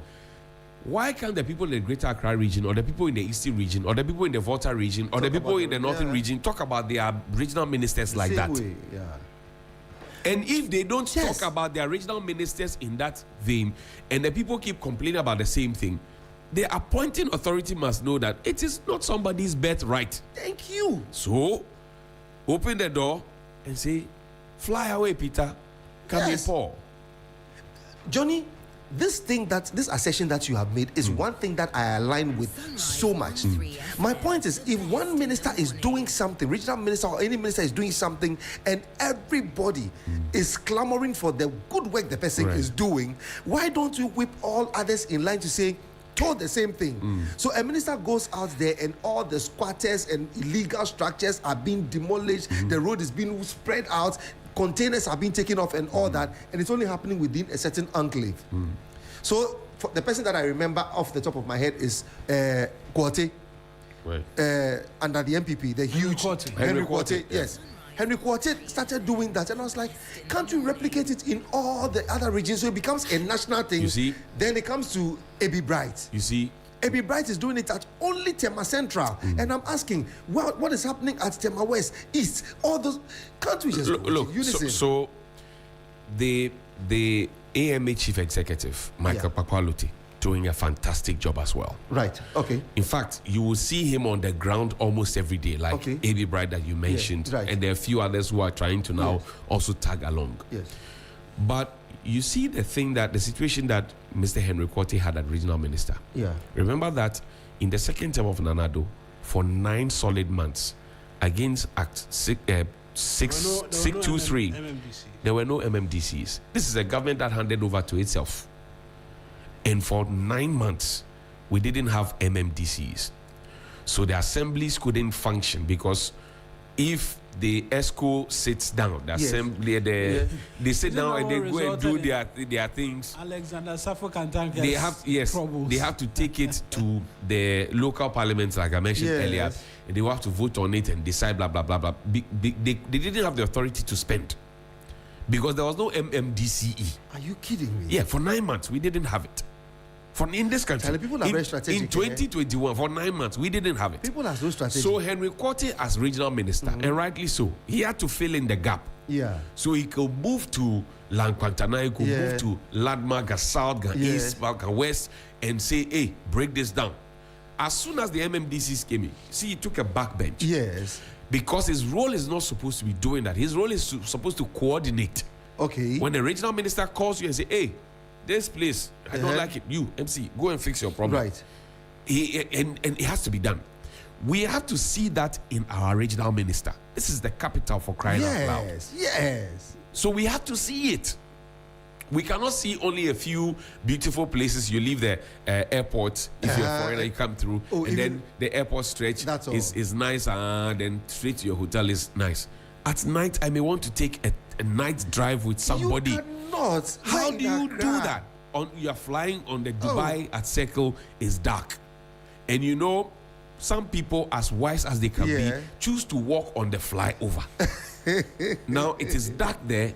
They want to feel taller. You end up knocking. You end up knocking somebody, and the first thing the police will do is that you have knocked somebody. Lock your car. Yes, they lock your car up, take you to court, manslaughter, whatever it is.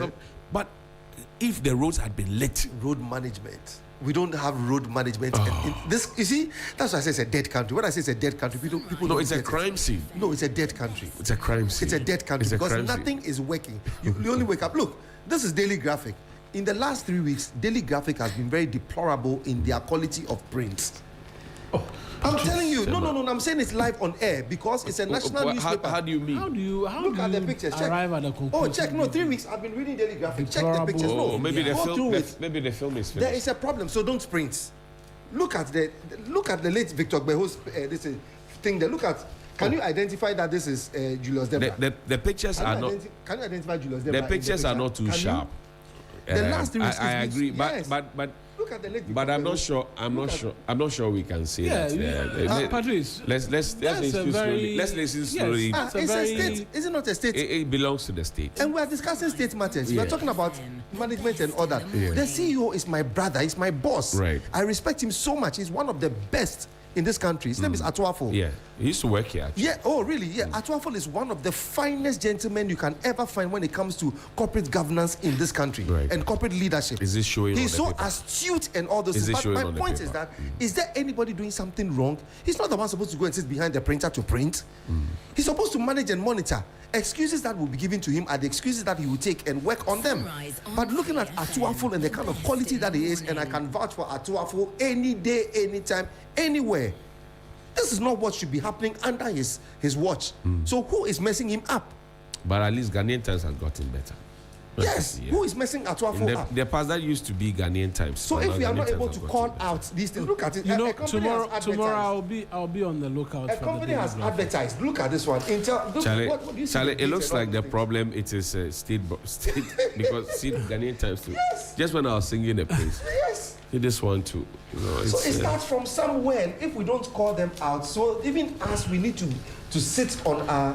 But then the question is government also how well is government supporting them to deliver on the mandate mandate let us know. So that is given to them? So there's somebody here. Government use the microphone. Use the microphone. You can't say they should not print. Oh, Patrice.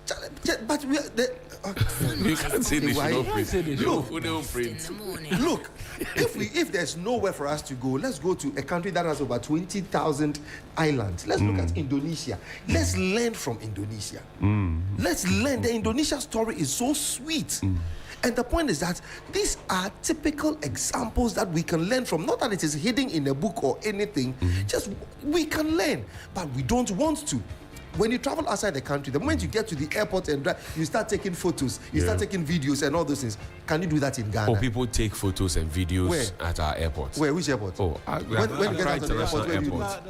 Accra International Airport. A lot of people do that. Oh, please. Patrice, a lot of people do that. Please. A lot of people do that. How many pictures do you see? I think. Oh, a lot of people do that. Eiffel Tower. You go to a place. How many statues do you see on our roads? Here's why I think Patrice may have been a bit harsh, because even if you look at the Daily Guide also has problems. They had a challenge with the it could pretend there was a challenge because principalities and powers. No, you know, a number of the papers print from one source. Yes, but graphic has they have their own. And then others will come. But I know that the Graphic News Plus app, for example, has cleaner versions of the pictures. Yes. Exactly. So it's a printout. This is a Daily Guide, right? It's a printout problem. Daily Gist. Sorry. Daily Gist. Mawuena has Daily Guide. Look at all the pictures in Daily Gist. So you see, take the custodian. Look at the custodian. There is that problem as well. Right? All I'm saying is monitoring. We'll monitor. Something has to give so that we get the best. Something has to indeed give. Yes. Yeah, I mean, it's not funny at all. Johnny, my question to you: yes, sir. Where are we going to start? Well, we start from the very top. I did some development communication as well. Great. The bottom up approach is what has proven to work. You know, we've been talking about filth, we've been talking about flood, we've been talking about sanitation for a very long time. Yeah. There are homes in this country who, in spite of the fact that we have bylaws from every assembly that says, look, you have to be registered with a waste management company, have refused to do that. Yeah. And then they would rather choose the tricycles, or what we call aboboya, to come and pick their refuse from their homes. Because the big trucks will not come. Absolutely. No, because the big trucks are also in business. Now, and I'm not speaking up for them. No, I get you. I'm not speaking up for them. If you fill a big truck with fuel, you have two guys usually at the back and a driver. The two guys who are working at the back and a driver. And then you come to an area like Kanda. Yes. Let's see the presidential drive. Right. After the Jubilee House, right back there towards the post office area where the new finance ministry is, Dr. Baumia's residence. You have maybe like just 5 houses around there who are subscribed to you. Then you drive all the way to maybe M Plaza. Yes. Down to Abofraboni, Boston. Yeah, Boston. And then you have maybe 3 or 4. And then you drive all the way back to Accra, Girls, blah, blah, blah. You come to the Nima area. Yes. They have maybe 3 or 4. No businessman will invest his money to go and be running around and picking 4. They want to pick larger so that they can make back the money, return on investment. Right. They are looking at that. Now, since the assemblies decided that we should all be hooked onto waste management companies, J. Stanley Owusu, Zoom Lion, Jekora Ventures, whatever it is, how have the assemblies themselves made sure that every household is indeed signed onto it? I mean, in other jurisdictions, you cannot live in the UK and tell them that you don't want to be on the national grid for electricity or water. Private you cannot play that kind of, you can't do that. Who born doc? Chama to his voice. Who born doc? You can't do that.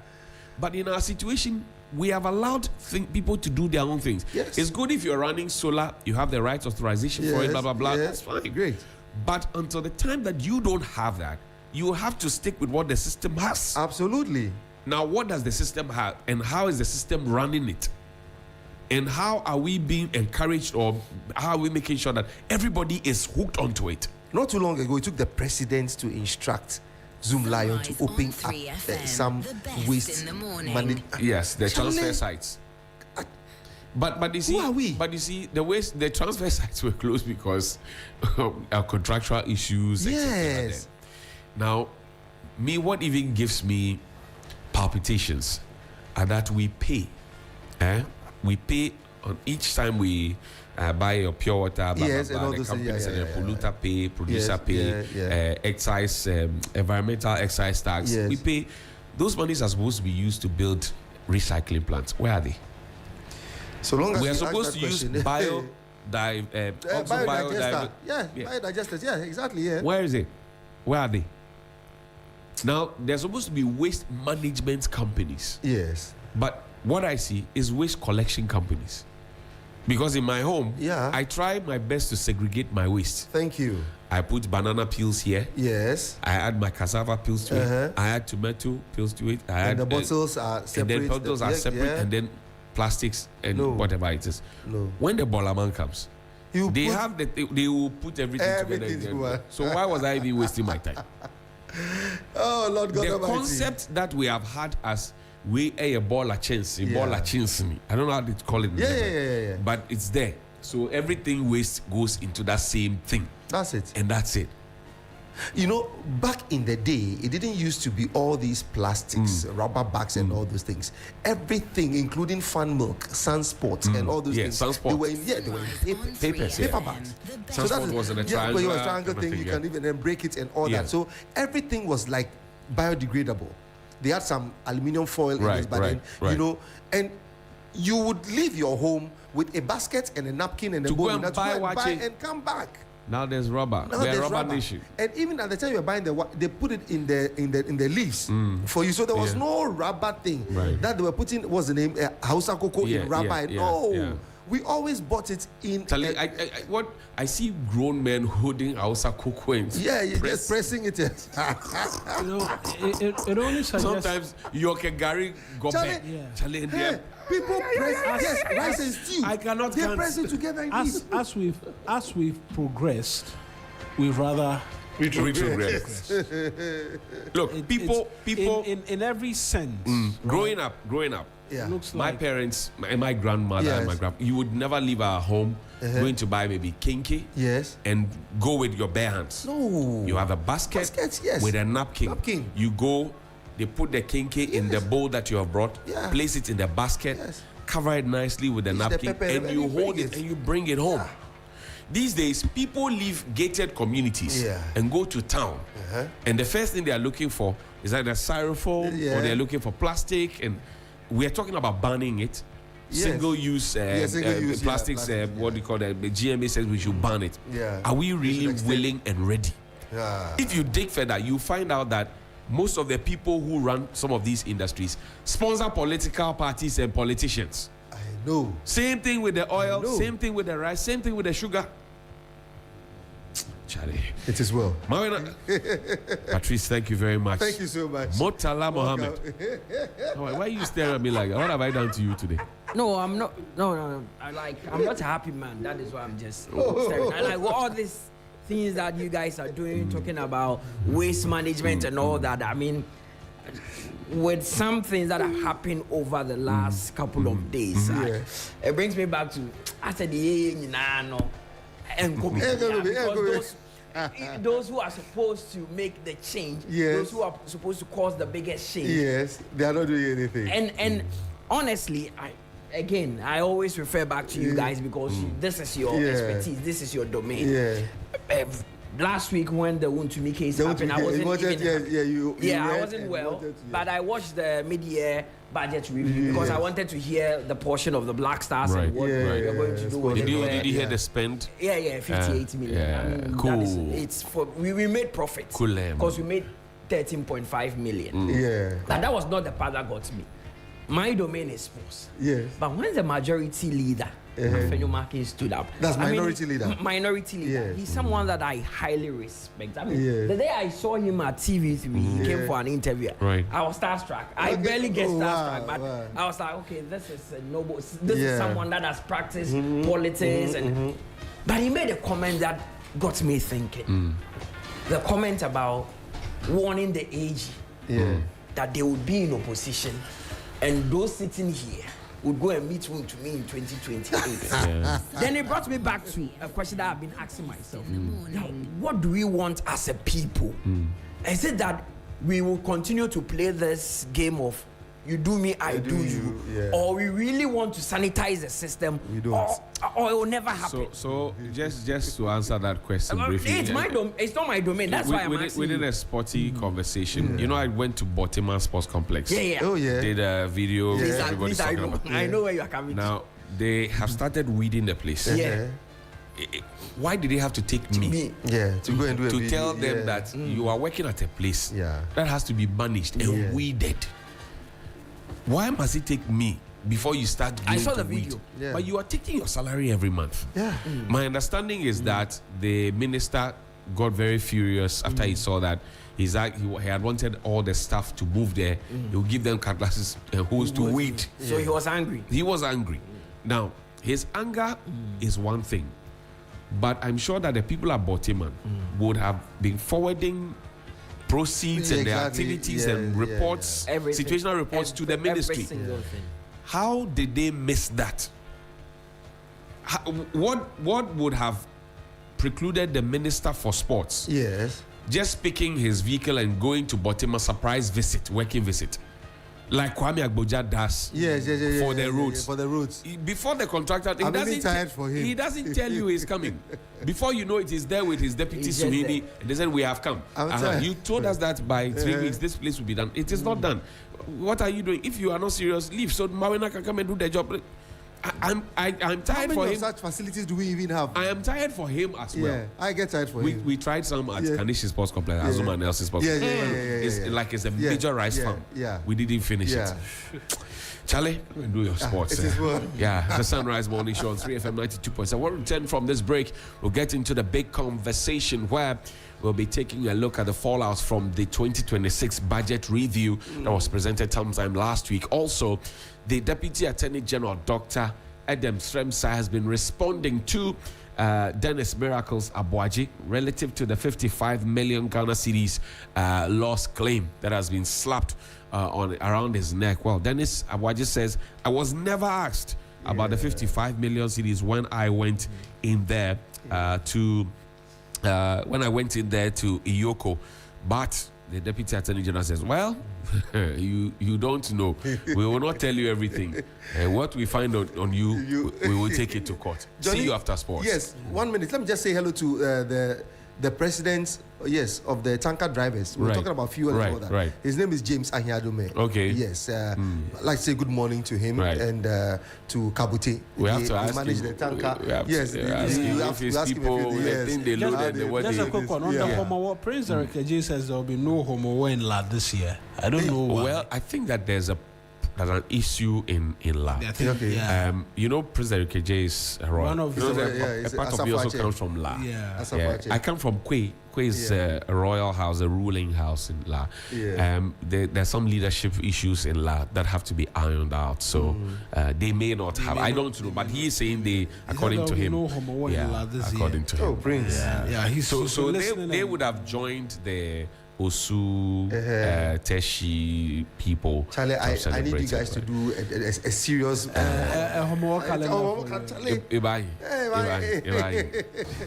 Recently, what's his name? Miracles. He came out to say that nobody questioned him about 55 million, that it was questionable.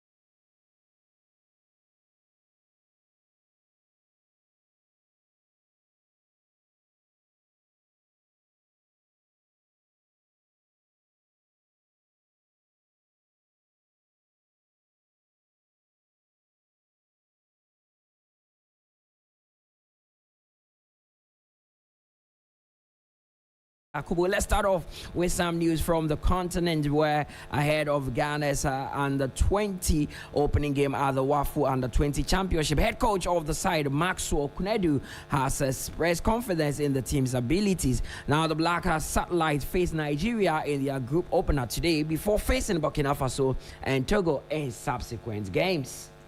We've built their minds to restore confidence in Ghanaians. That regardless of we being in the finals already, we still have to play for Ghanaians to, have confidence in the team. Not that we are just going to participate. We want to participate and win it, so that the average Ghanaian will know that this under-20 team is back. I think we are ready, and we are ready for the first match, which is Nigeria. Obviously, these two giants will always meet. And on Monday, I think we'll be facing off. And we can assure Ghanaians that our boys are ready, and we'll be ready for the day. And we want to, put the smiles back on their faces. That game will come off today as the tournament is currently ongoing in Ivory Coast. Moving on, Black Stars defender Jonas Ajete says Ghana's round of 32 finish at the 2026 World Cup exceeded expectations, and has praised head coach Carlos Queiroz for quickly bringing the squad together and fostering unity despite the team's failure to reach its ultimate goal.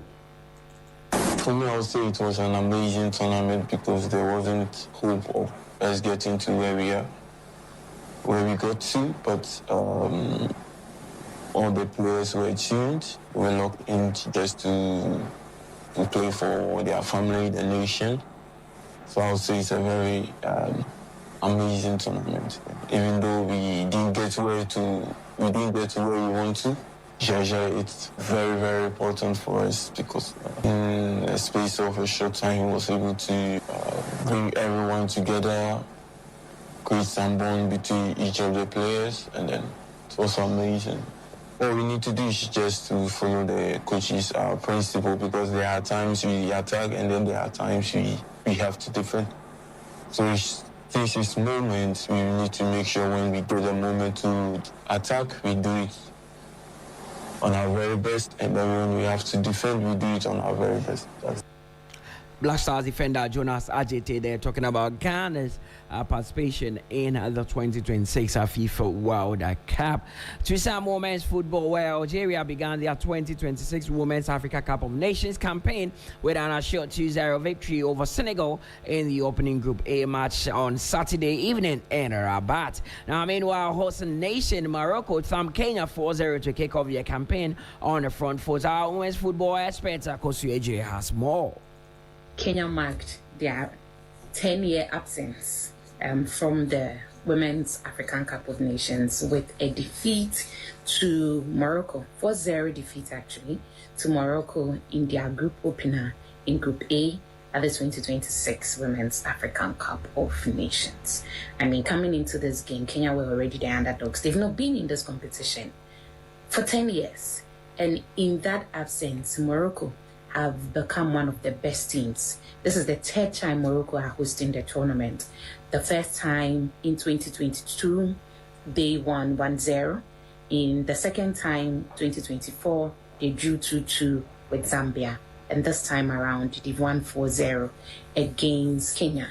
On the side of Kenya, their coach, as the under-17s have qualified to the World Cup, we do know that they will be able to work harder and in the coming years be as competitive as we would want to see them. But for Morocco, hey, they've done this. We hosted the tournament twice already. This time they needed to really go in hard, especially because even for the opening game, there were not a lot of fans in the stadium as expected. This victory would probably go down very well with the Moroccans, and maybe in their subsequent games against Senegal and then against Algeria, they will come to the stadium in their numbers to support.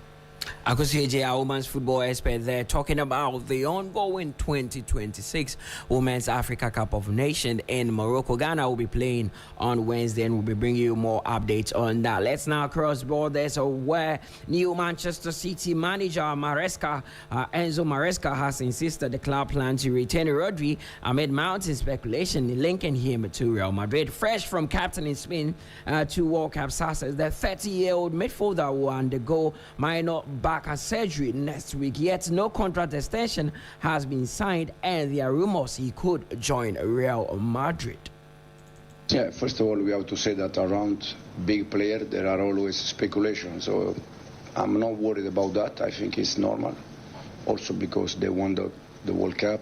He was the best player or one of the best players, and I think every manager wants to have Rodri because he's a top player. But now, as you said, surgery on, I think, Monday, and he needs holiday, he needs to rest, he needs to recover, and then he will be back here with us. That is Manchester City manager Enzo Maresca. Let's now do some Commonwealth Games, because current president of the Ghana Boxing Federation, Dawda Mohammed, has expressed confidence in the Black Bombers medal prospect at the 2026 Commonwealth Games, despite mixed results for the women's team. Following Amadou Mohammed's impressive opening round victory, Dawda praised the determination of Ghana's boxers, highlighted the importance of steadying opponents, and insisted the men's team has what it takes to challenge for medals. No, it's okay. When you come to a competition like this, you expect it. It starts slow sometimes, but the important thing is that there are many more fights ahead of us, many more competitions ahead of us. So we are just waiting to see what will happen in the other events that will happen. And how does that inspire or motivate the rest of the athletes, you think? Very much so, especially the boxers. I mean, they are very fired up. I mean, so this week will inspire the others. We have about two ladies this evening, and I think 3 guys tomorrow. That is Dawda Mohammed speaking there. Meanwhile, Ghana's pro round in the swimming edition, or the swimming competition, continued as even Snowden and Unilis Techi both failed to advance in their respective events. Snowden recorded 31.63 in men's 50-meter breaststroke, well short of his personal best, which was 30.61 seconds, to place 49th out of 58 swimmers, while Techi clocked 1 hour 94 94 seconds in the women's 100-meter freestyle as well. 1 minute, 94 seconds in the women's 100-meter freestyle, finishing 43rd overall out of 64 that competed, and not good enough. But we are hoping that Ghana would be winning some medals in the ongoing Commonwealth Games. That's all by way of sports here on 3FM Sunrise. My name is Mutala Yakubu. The show continues after this.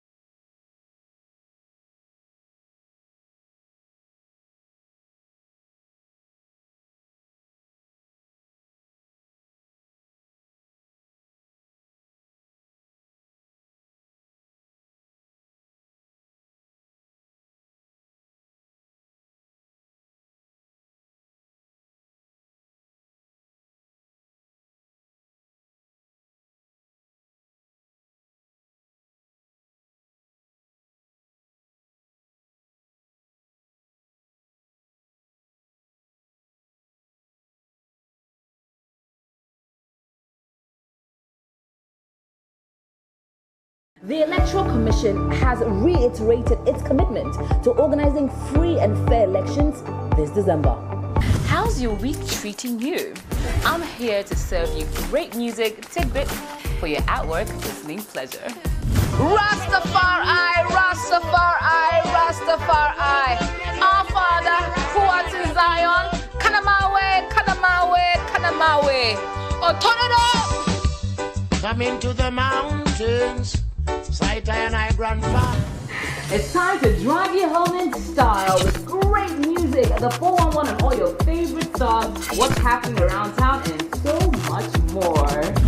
And in the headlines today, the two leading political parties have been addressing the public on allegations of corruption.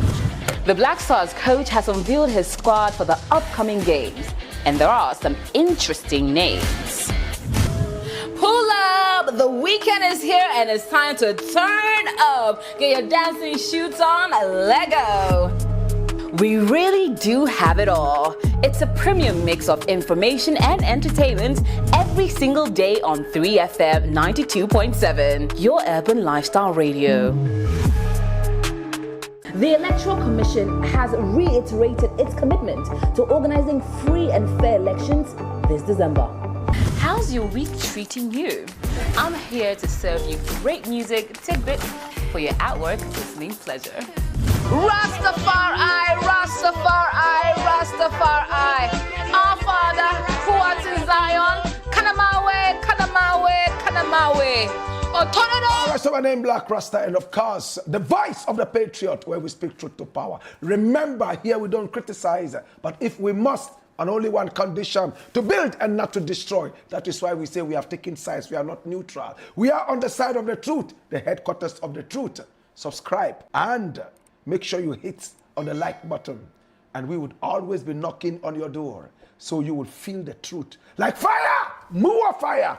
My name, Black Rasta.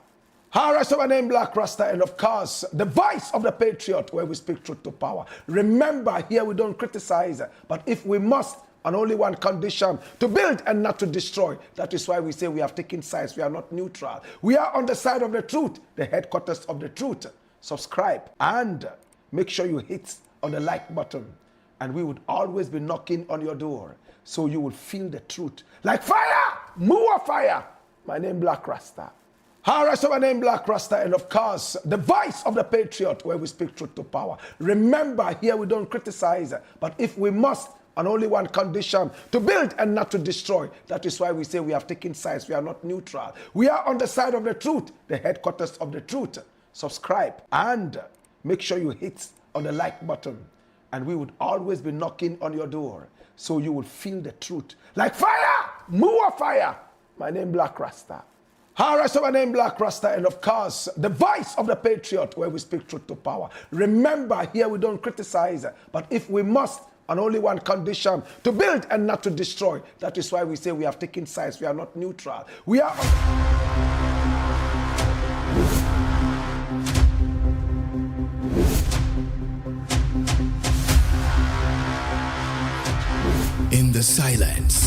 something was growing.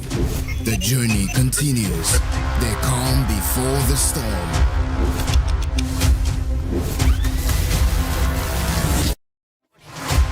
You can't mute a force that was born to speak. You can't bury rhythm. It rewrites itself. Louder. Every signal lost finds its way back to the source. This is not a comeback, it's a recalibration. This is the takeover. This is Trigmatic on 3FM Drive. Join flights, 4-star hotel, and an unforgettable experience. Multiples of them, all paid for. Stanbic Bank in collaboration with MasterCard.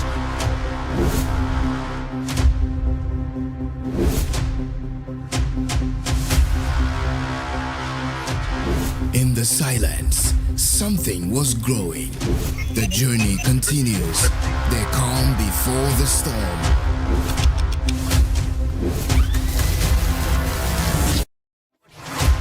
You can't mute a force that was born to speak. You can't bury rhythm. It rewrites itself. Louder. Every signal lost finds its way back to the source. This is not a comeback, it's a recalibration. This is the takeover. This is Trigmatic on 3FM Drive. Driving you home with good vibes, good conversations, and the freshest heads. Hop in, take a ride. Trigmatic on 3FM Drive. 3FM, your urban lifestyle radio.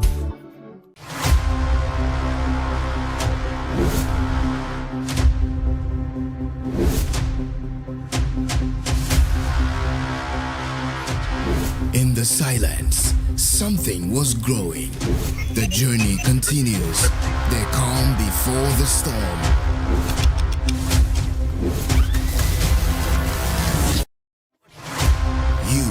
Mute a force that was born to speak. You can't bury rhythm. It rewrites itself. Louder. Every signal lost finds its way back to the source. This is not a comeback. It's a recalibration. This is the takeover. This is Trigmatic on 3FM Drive. Driving you home with good vibes, good conversations, and the freshest heads. Hop in, take a ride. Trigmatic on 3FM Drive. 3FM, your urban lifestyle radio.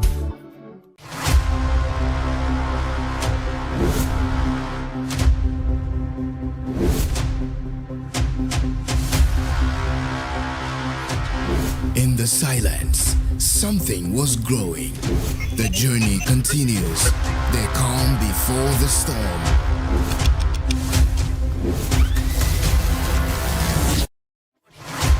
You can't mute a force that was born to speak. You can't bury rhythm. It rewrites itself. Louder. Every signal lost finds its way back to the source. This is not a comeback, it's a recalibration. This is the takeover. This is Trigmatic on 3FM Drive. Driving you home with good vibes, good conversations, and the freshest heads. Hop in, take a ride. Trigmatic on 3FM Drive. 3FM, your urban lifestyle radio.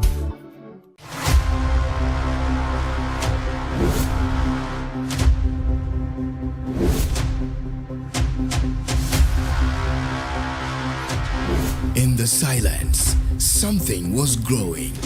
The journey continues. The calm before the storm.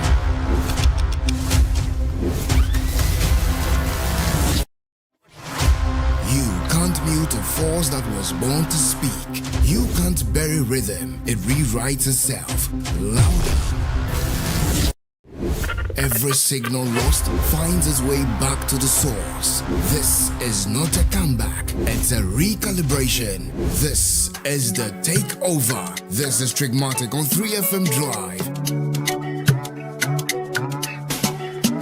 Driving you home with good vibes, good conversations, and the freshest hits. Hop in, take a ride. Trigmatic on 3FM Drive. 3FM, your urban lifestyle radio.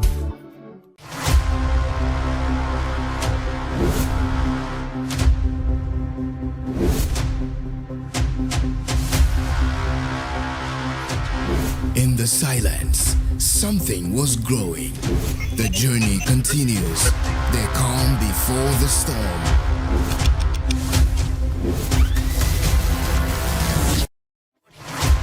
You can't mute a force that was born to speak. You can't bury rhythm. It rewrites itself. Louder. Every signal lost finds its way back to the source.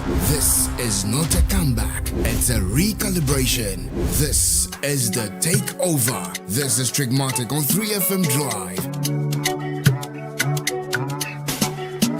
Driving you home with good vibes, good conversations, and the freshest hits. Hop in, take a ride.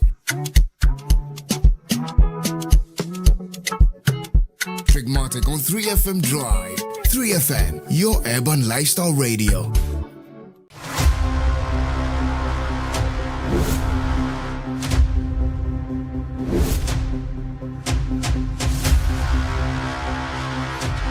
In the silence, something was growing. The journey continues. They calm before the storm.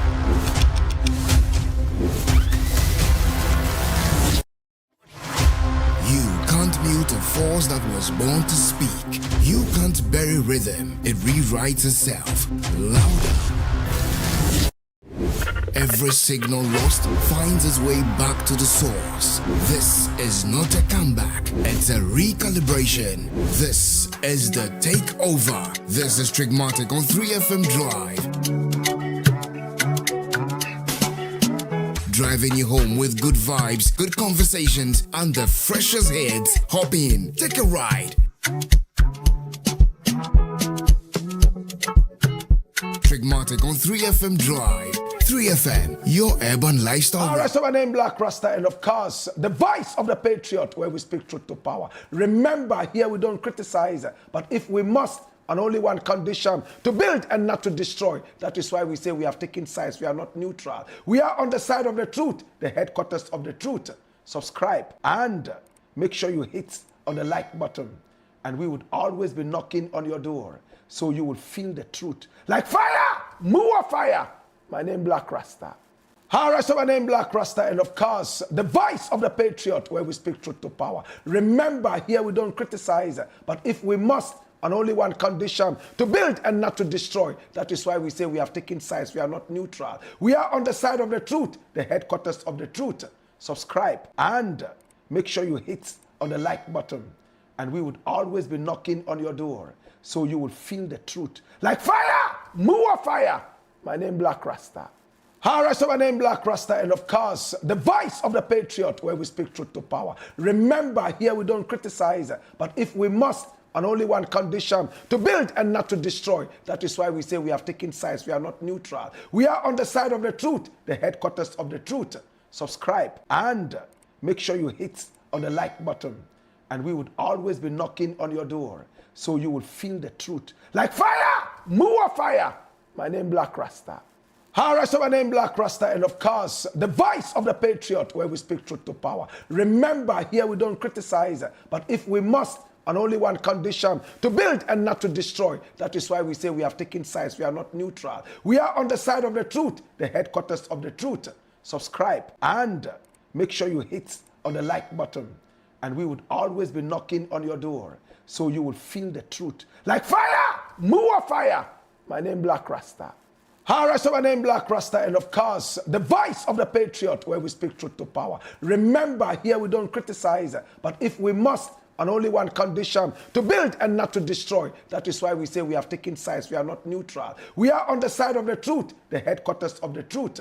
Subscribe and make sure you hit on the like button. And we would always be knocking on your door so you will feel the truth. Like fire, more fire. My name Black Rasta. All right, so my name Black Rasta, and of course, the voice of the patriot, where we speak truth to power. Remember, here we don't criticize, but if we must, on only one condition, to build and not to destroy. That is why we say we have taken sides. We are not neutral. We are on the side of the truth, the headquarters of the truth. Subscribe and make sure you hit on the like button. And we would always be knocking on your door, so you will feel the truth. Like fire, more fire. My name Black Rasta.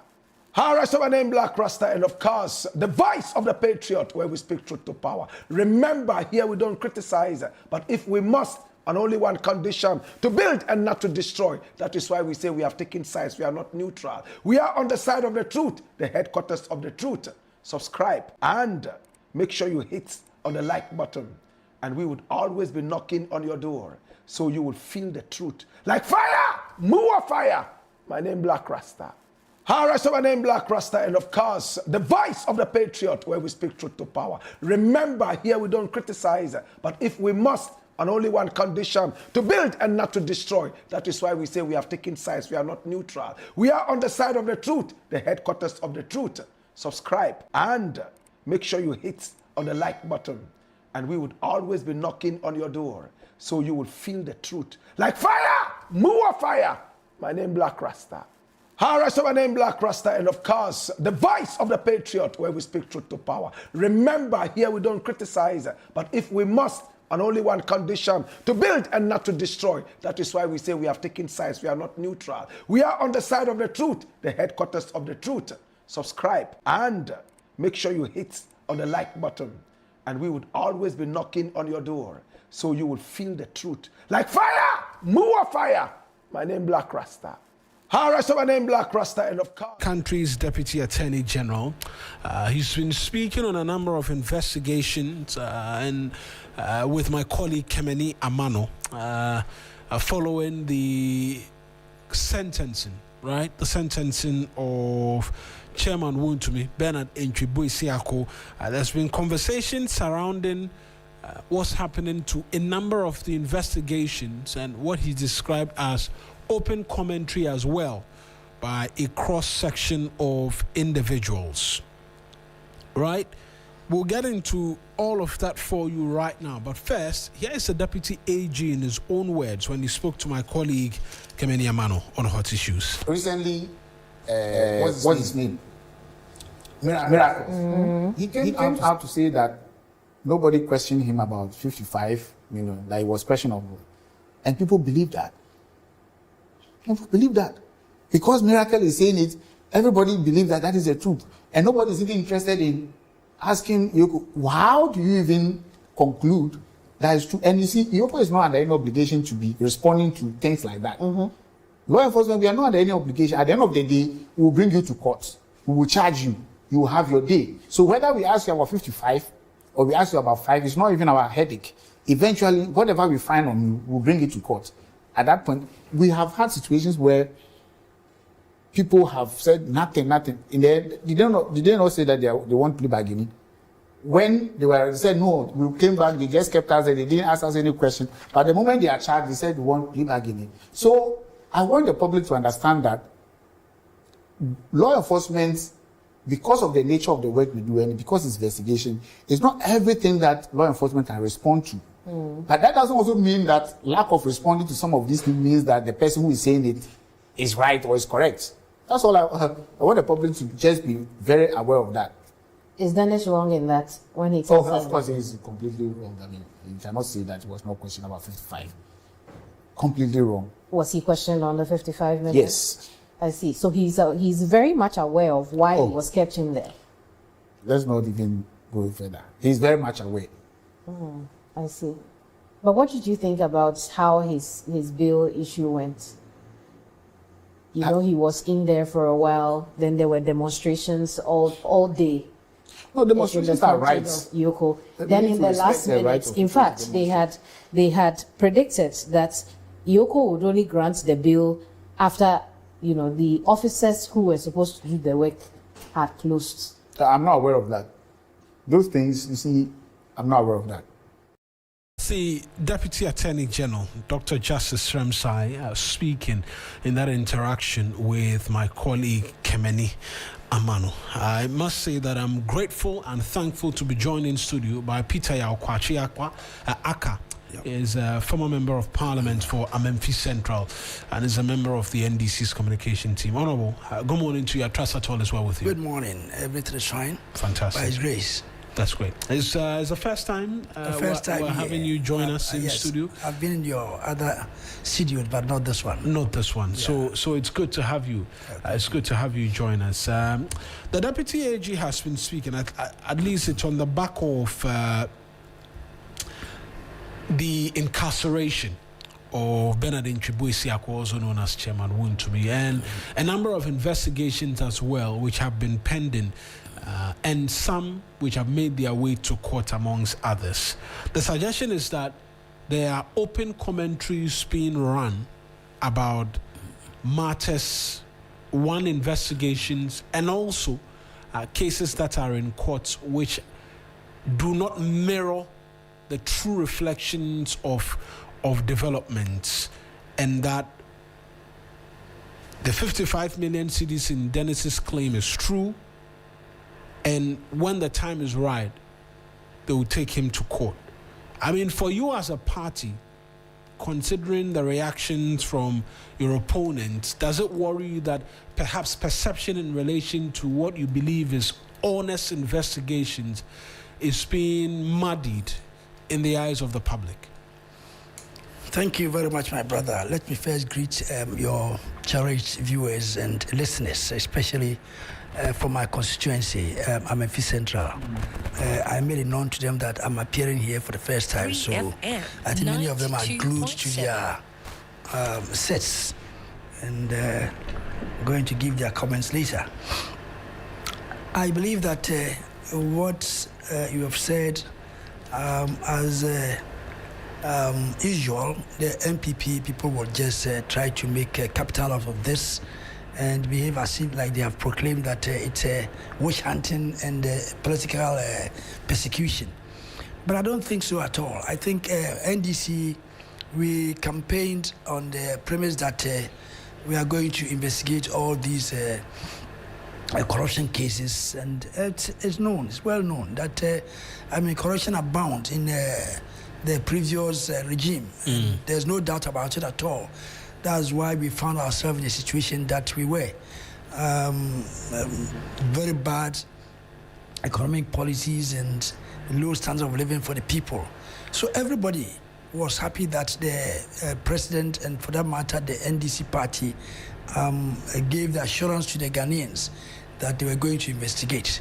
So it is not unusual that they are just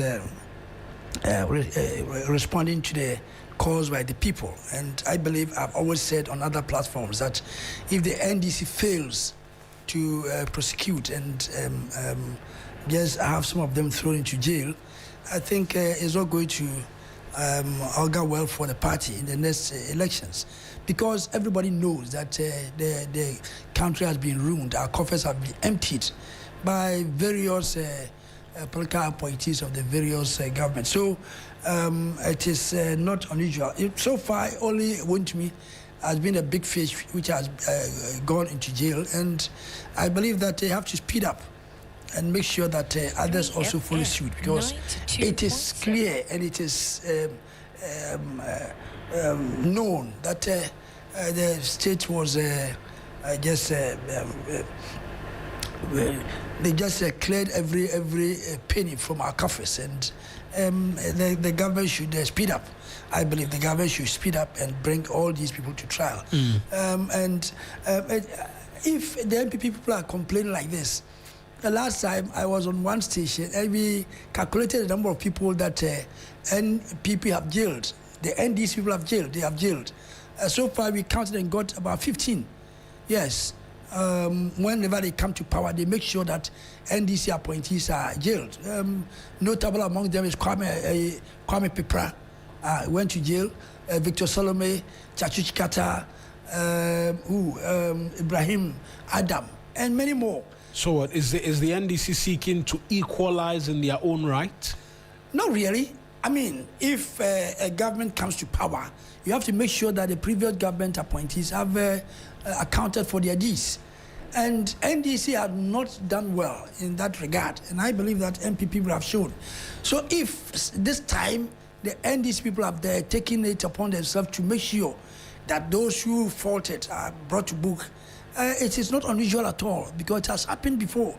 Not that we want to equalize, but it is clear that you want to say that the previous government, nobody faulted at all, and that's what investigations are going on. And by all means, those who are found culpable must bear the brunt of the law. And as usual, they will complain. And if the NDC, we are not careful, we will chicken out. That's what they want.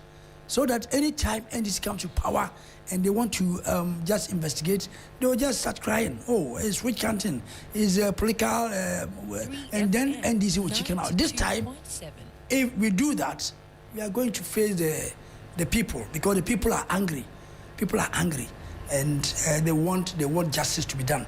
I will not support that if somebody has not done anything, you just bundle the person into jail. No, that is not fair, because you also one day you go out of power.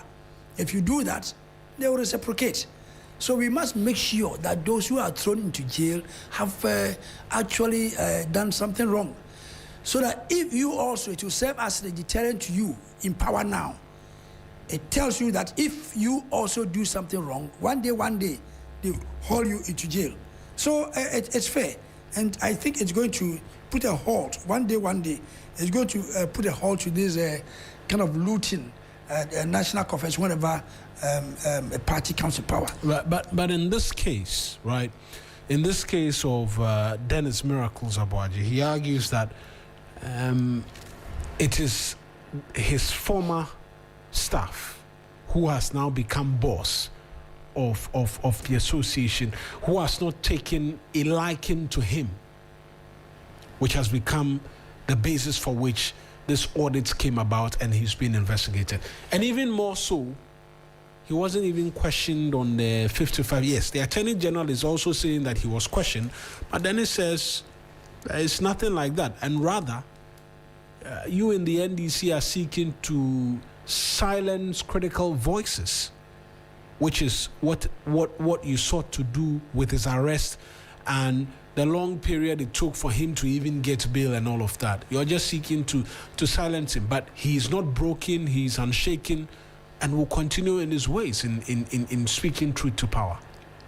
My brother, are you not surprised at all? Are you not dumbfounded if this man says that it's because of his successor? That is what he's been treated like that. That NDC wants to silence him, and at the same time he says that there was an audit. So how can your successor just go into forge some audit and paste it on you? It is not possible. So if he says that because the successor has got some dislike for him, that is why he's putting him into this trouble. I mean, I don't get it at all.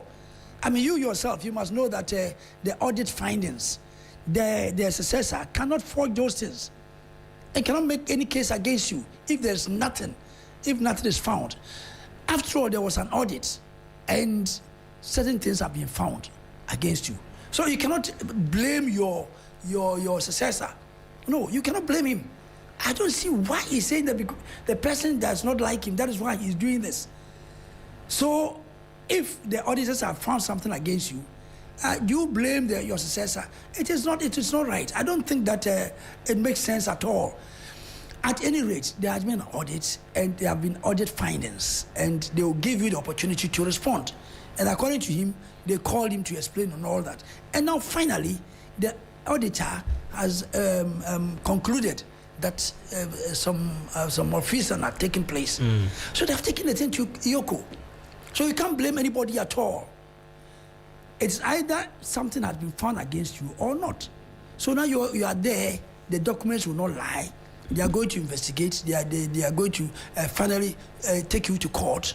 If the court finds that you are guilty, you can't blame anybody at all. And you cannot blame NDC. No, You can't believe. So is it that NDC forged the documents and made sure that the auditor found some things against you? If they do that, it is going to fail in court, because we can't do that. The auditor's report will be public. Auditor's report will be public. So you can't just go and forge that Barakis Abuaji has stolen this money, he has misappropriated this amount of money without any proof. You can't do that. Can you? You can't do that at all. Well, I mean, in a competent court of jurisdiction, that will not hold. There has to be evidence beyond reasonable doubt, right? Yes, and I'm even saying that the auditors, if you do that, it won't hold. Because if you find findings against somebody, you give the person some opportunity to respond. They give you at least 1 month to respond. After which, if you are not able to provide a necessary document, then it will be taken up. That is what happened. So you can't just say that they have gone to hide some place and then found some things against you and that they have taken you to Oko. No, audit does not go. Audit, when they find it, they give you the opportunity to respond. If there are documents, you provide them. If you are able to provide the documents, I mean, the audit is report is cancelled. If not, then it is taken up.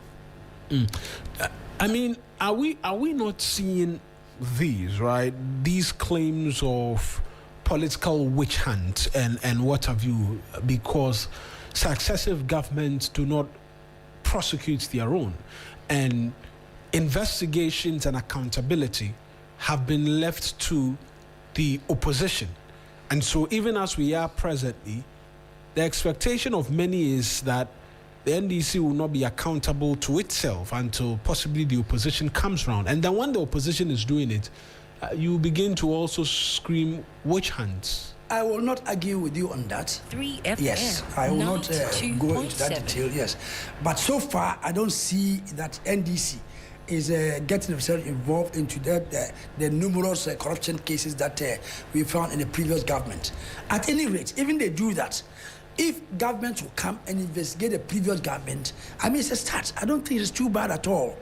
That's why I said that the people in power now should be very careful. If you are in power now and you see that the previous people who were masters for whatever they surveyed are now being hauled to court, and you are being left because your government is in power, what does it tell you? It tells you that you must be very careful. One day you leave power. And if you leave power, the next government is going to prosecute you. Even though I'm not supporting that if you are in power, you should be left alone, but let us assume that that is what is happening. It is okay. You go ahead. When the next government comes and you offend, you are going to go to jail. So I think we will continue like this until one day people will be scared to touch government money when they are in power. Whether you are government in power or not, you must make sure that one day, if you steal, one day you go to account for it. So don't let us worry at all. When NPP was in power, they thought that you could tag them. Now suddenly you go out of power and you are being prosecuted. They say that future is pregnant, and that all of you in the NDC who are prosecuting NPP officials, when power changes hands, they'll come at you in equal measure and even more. That is no problem at all. That's why I'm saying that if you are an NDC appointee now, you must be careful that one day there will be judgment. So let them say that it's even going to put the appointees now on their toes to make sure that one day you also will be prosecuted. So everything you are doing, you have to do it right. So what is the problem about that? So does it mean that because you are going to prosecute people now, they should leave you? No, these are all threats.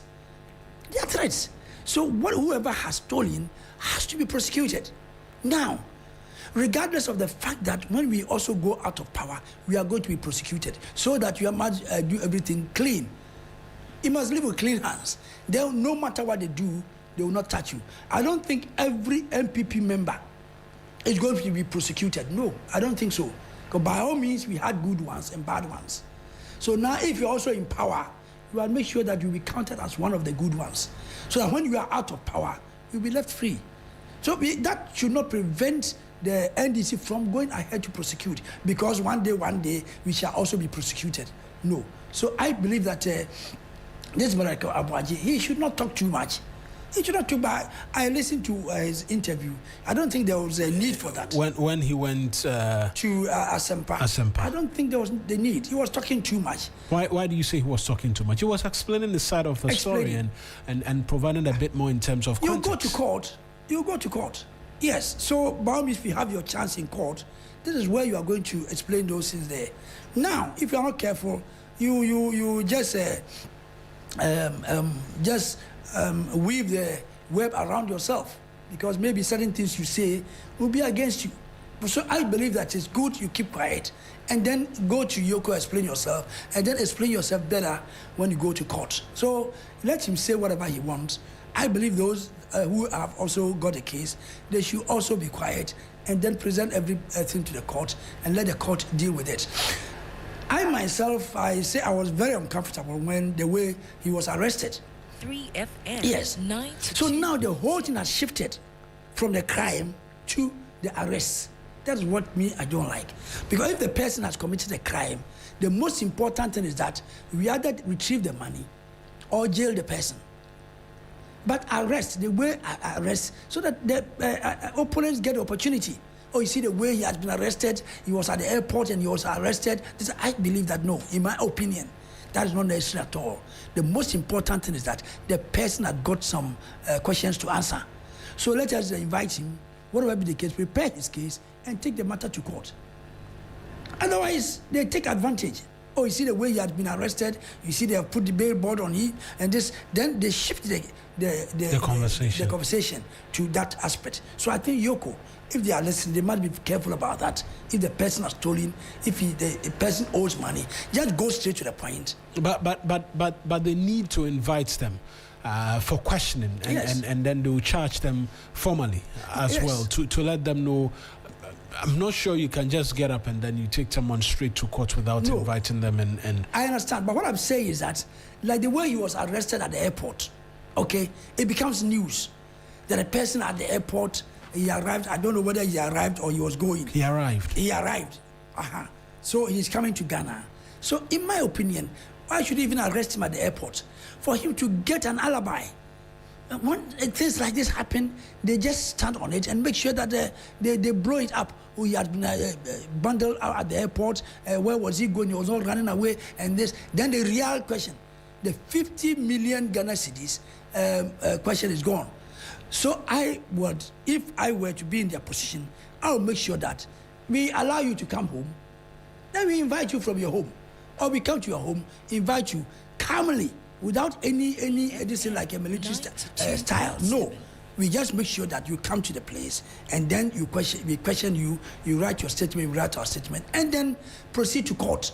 That is where you have to go and make all these noise. So I believe that those arrests should not precede these actual cases.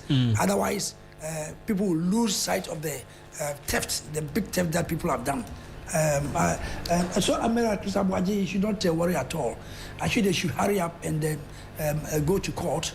Then he will go there, and whatever he said on the radio, he go there to say it. Because if auditors have found something against you, it is not your successor. It is not the NDC who manufactured that charge against you. No, it is the auditors. So if he's got any beef at all, he must attack the auditors, that maybe they have conjured some figures there and that he didn't commit that crime and the auditors have done this against him. But if the auditors have done that, it means nobody has got any hand in it. Because if auditors forge the documents against you, it is going to fail in court. Right. On oral, right, the Operation Recover All Loot, it does appear there has been slow pace of work on that. One to me is not part of oral. He wasn't brandished as part of oral. Perhaps maybe the bank loan case, right? The Exim bank loan will fall another category of oral. For you in the NDC, do you feel pressured to deliver on these prosecutions because you're on the ground? When you go on the ground, people will ask a question, hey, Moka say, Mobe, you recover all the loot and all of that. Is that a legitimate concern? I keep asking that question every time we are talking prosecutions and other matters in the studio. Yes, I believe, I said it earlier, that if we do not hurry up to prosecute these things, the people will not forgive us. Because when you are out there, that is the conversation people ask. What are you doing about these loots? What are you doing about it? So people are impatient. Even though the Attorney General has explained that they have to build a solid case so that cases won't fail in court, the public do not have that patience. So I would advise them, if they need other hands, they should employ more hands and make sure that investigations proceed as quickly as possible and make sure that people will be happy with them. Otherwise, it is not the NDC, but rather the population, the populace. They are asking that you said you are going to recover these loot. You said you are going to prosecute. You said you are going to jail people. And what is happening? So it is not the NDC. Rather, the NDC is just too slow about it, which sometimes I do agree. But these legal matters, if you are not a legal man, you may not understand. So we will just urge them to make sure that whatever they are doing, I think they are trying to do a good job so that their cases do not fail in court, but they have to speed up and satisfy the population because it is obvious. Everybody knows. Look at Kenefe Alta. Look at them. Many of them have gone out and they cannot come. I was listening to where I think Eslausu also has gone out. Most of these big fishes have gone out. How can you run a state for 8 years? You run a government for 8 years. The moment you finish, you are not able to stay in this country. I mean, is that fair? Whilst you were there, you said you were doing all things right. But nothing stops an individual. Nothing stops them. But doesn't it strike something in your head? That if they have something to answer for, they will answer for it. But if there is no investigations whatsoever, they are free to leave. That's what I'm saying. That's what puts people on the edge. I mean, the population. They feel that you have run a country for 8 years, and like Kenefe, you were the finance minister. Every time you come to parliament and say, oh, Asumvie budget, Adipa budget, this one, Mpuntio budget, and all those things. And you finish up. You cannot stay in this country. You have to take sojourn. And if you go and take permanent residency, which is meant for only small guys. You big guy like that, with all your businesses around here, you run away and go and take sojourn over there. You are not able to come back to your country. It means something is wrong. My brother, something is wrong. You even a young man, if you go to America or somewhere, you would like to come back. Even after a year of staying there, you would like to come back and see your family, see your people. He's seeking treatment, is he not? He's seeking what? Treatment. Treatment. Is that the reason why he's there? He is not seeking treatment. Medical ground. He says he's fearing extradition. And it doesn't make sense. You have been in power for 8 years. And you finish her. You cannot treat yourself in this country. You have to treat yourself outside. Is that how we are building the country? A whole finance minister. You could not even prepare one good hospital where it can take care of you. Like Legon Medical Center. If we have improved upon that, like most of these medical needs could be sought from there. But because we don't care, because we pile up money, millions. Kenefe, I believe, is a billionaire. Millions over there. You go, they let him stay there for 10 years. All his money will finish. But the Americans, they don't know. They know that you are loaded. You are uselessly loaded. And they'll protect you. Make sure that all your money remains there. When they finish, when the money finishes, like they did to this Nigerian man who stole billions and went to UK, for billions of pounds. When they finished the money, they had to bring him back. That's what will happen to him. So my brother, the NDC is trying, but I think they have to speed up the trials and they recover the loot, because that was a promise. That's why the tribunals too are coming. Well, the tribunals will do a job because, but the idea that people are saying, if the tribunals come, well, it is good because it's in the constitution. However, they can also increase the number of courts that we have. and put up more people like this 24 hours economy. We can do 24-hour court system, yes, and make sure that these cases are just speeded up in addition to the tribunal that they are going to do. Yes. Right. Honourable, thank you. That's the Honourable Peter Kwachi Aka. He's a former member of Parliament for Amemfi Central and is with the NDC's communications team. Saka Salia is also with us, a member of the NPP's National Communications team, joining us this morning. Saka, we've been talking the AG's response to Miracle Abuaji, saying that he wasn't truthful with the Ghanaian people when he said he wasn't quizzed about some 55 million cedis upon his arrest, and that when they finish the processes, they'll meet him in court.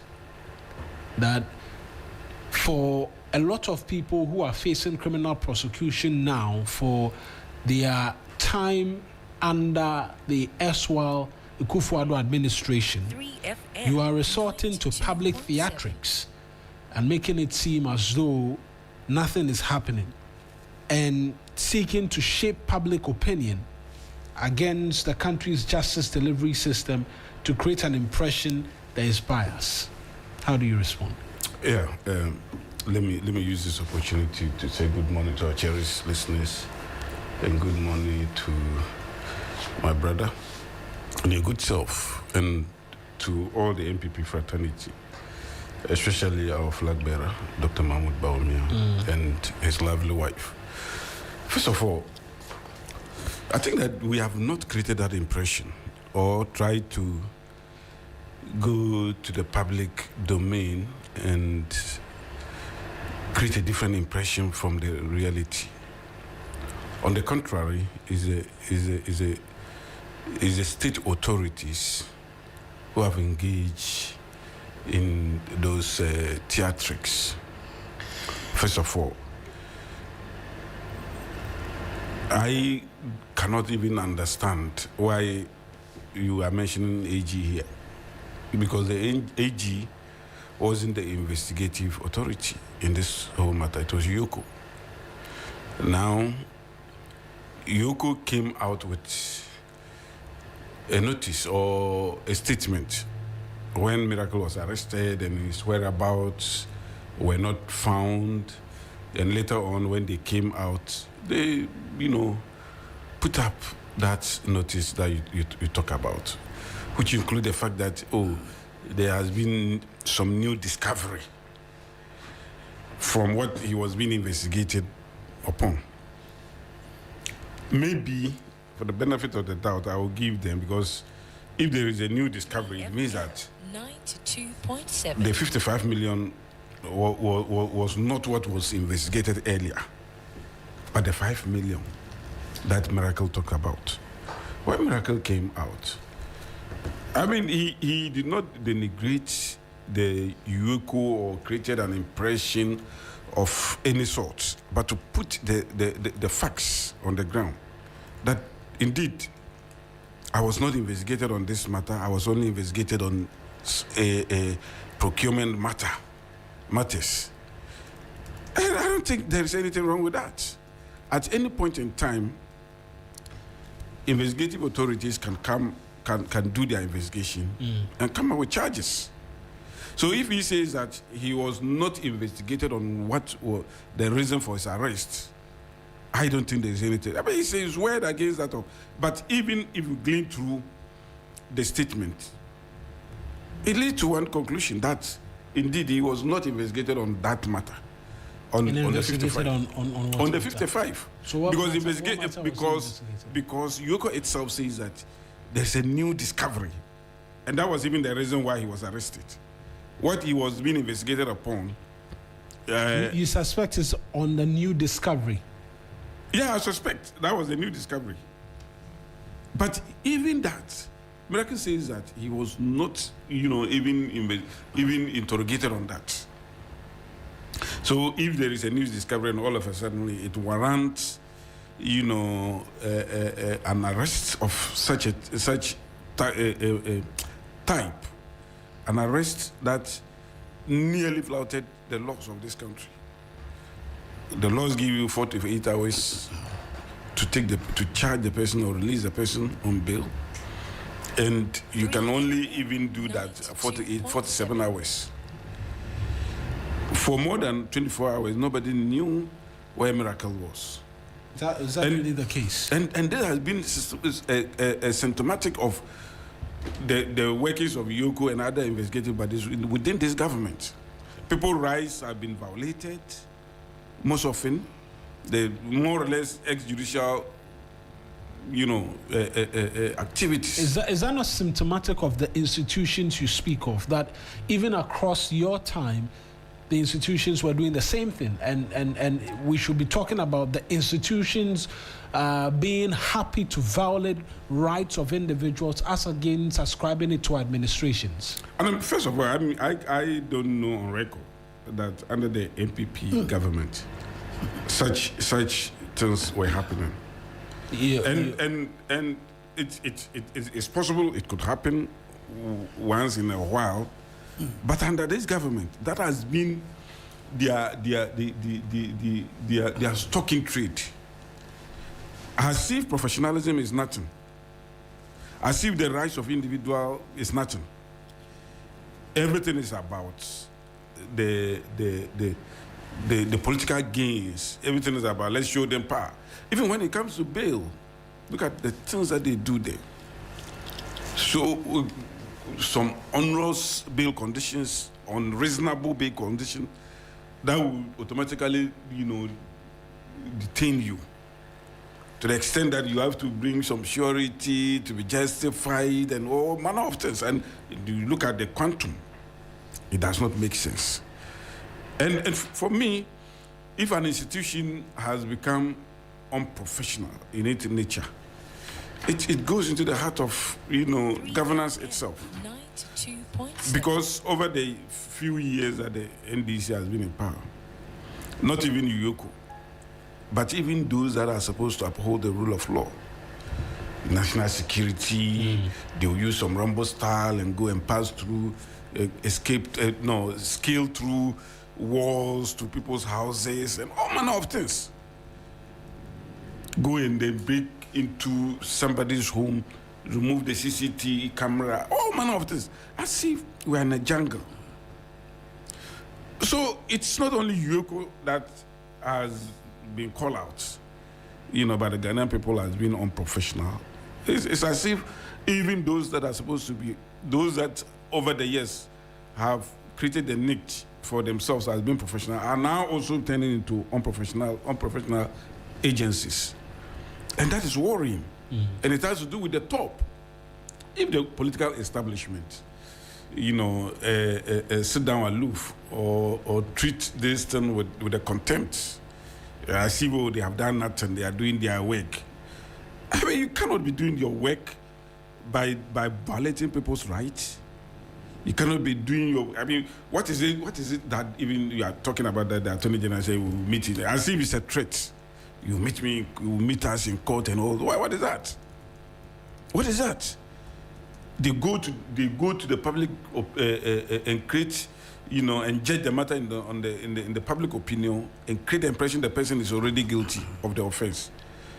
I mean, the current Attorney General, we've all seen what he was doing, the rumble in the jungle. He was providing an update, was he not? Rumble, that is not an update.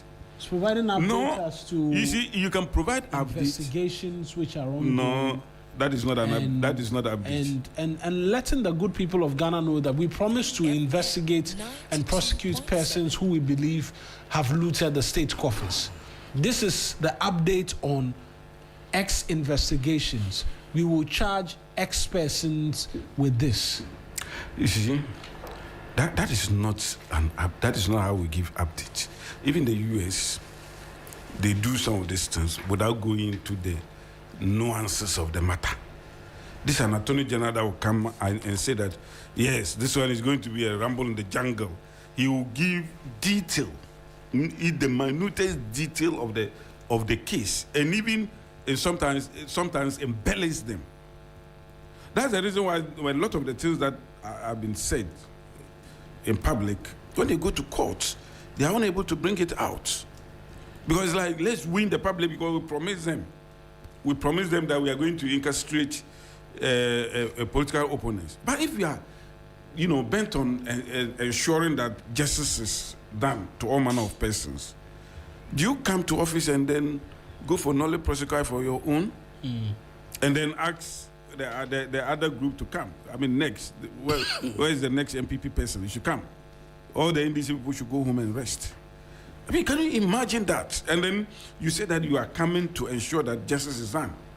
That is not justice. That is selective justice, so to speak.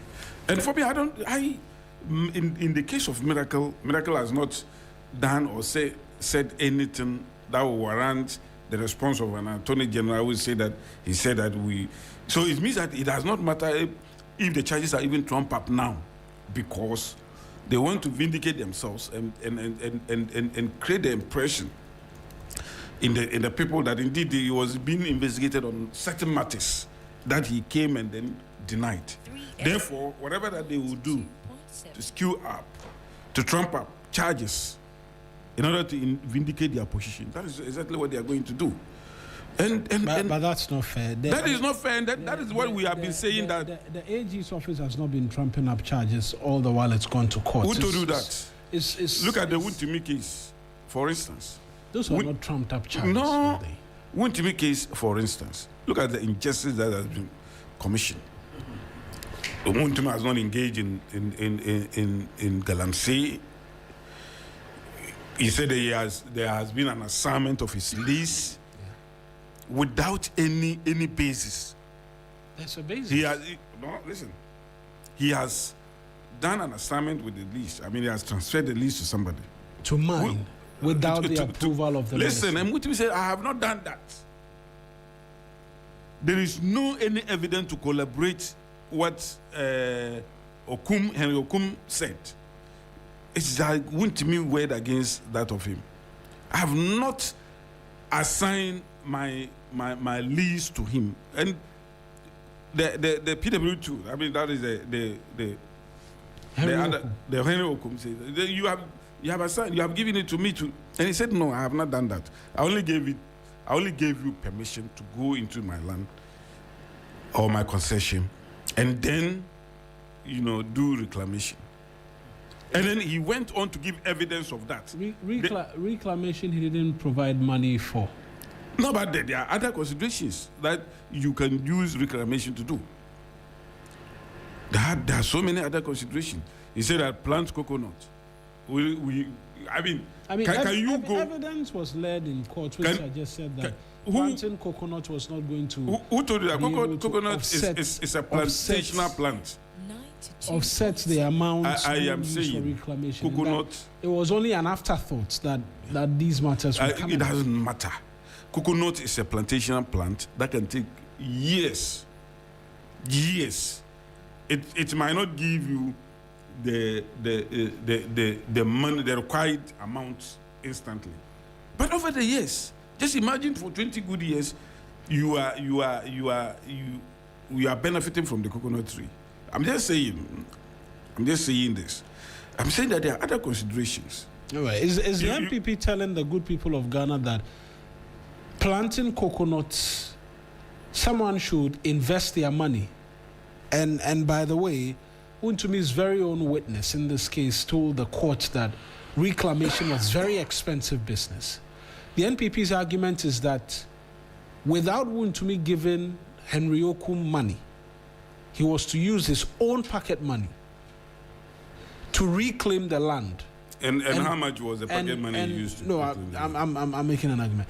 And plant coconut and wait 20 years to recoup his investment. That's what we're being told. By who? I mean, that's the argument you're making. No, but I'm saying, he was going to plant coconut I said there are other considerations. Recoup after 20 years. Because there was no other consideration in terms of monetary exchange for the reclamation which was to be done. No, consideration does not necessarily have to be, monetary. It does not necessarily have to be monetary. You can forgo something, and that is also part of consideration. So, between them, they know how the arrangement was done. And indeed, he came to even Henry Okum actually said that indeed, yes. He contacted me for the purpose of reclamation and all that.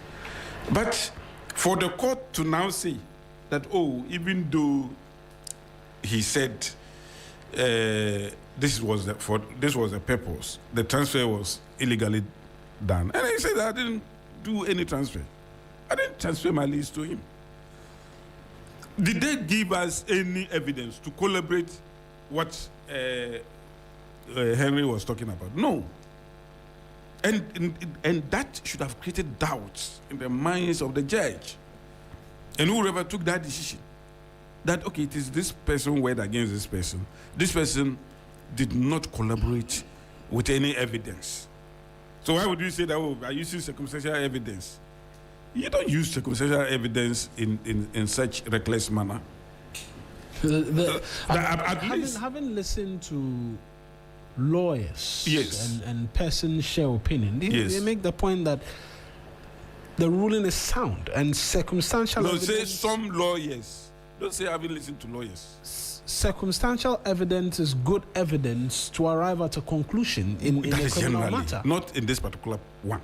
Why must it be different? Yeah, because at least did the Henry guy even collaborate by evidence, by a single witness to even come and say that, yeah, I was there when with me, asked him to do ABCD. Nothing. It's just like somebody you see somebody from the market who come and say anything. And then the owner of the person said that, no, that wasn't the case. And then he said that then you now be putting things together. You now be putting things together and then come with the conclusion. The person should at least give you an iota of one evidence to show. He hasn't been able to do that. Yep. And besides that, this is the person that committed the crime itself.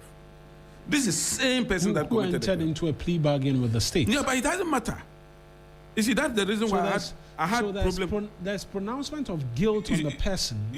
Only that the mode of punishment was different. There is no pronouncement of guilt. They entered. No, there is no pronouncement of guilt. Nobody pronounced that man guilt. Conveniently, he sat down with the Attorney General. He said, okay, we are looking for this particular person because he's a politician who has been making noise all over the place. We want to get to him. So because of that, is that the version of the NPP of how things went with the exactly? That is the reason why I said that he's a political prisoner. Because look, it's not done anywhere, and especially when the NDC. This is in a purpose in furtherance of what they promise in opposition. That when they come, they will arrest kingpins, and during that time, what I said was that no, you see. When two people commit a crime, conspired and to commit or committed a crime, you don't take one of the conspirators out and say that, oh, let me punish this particular one. So you admit there was guilt on two sides. You're only angry that only one to me was possible. Because that Henry guy should have been PW1. He should have been the principal, accused person. Because he is the one that committed the crime.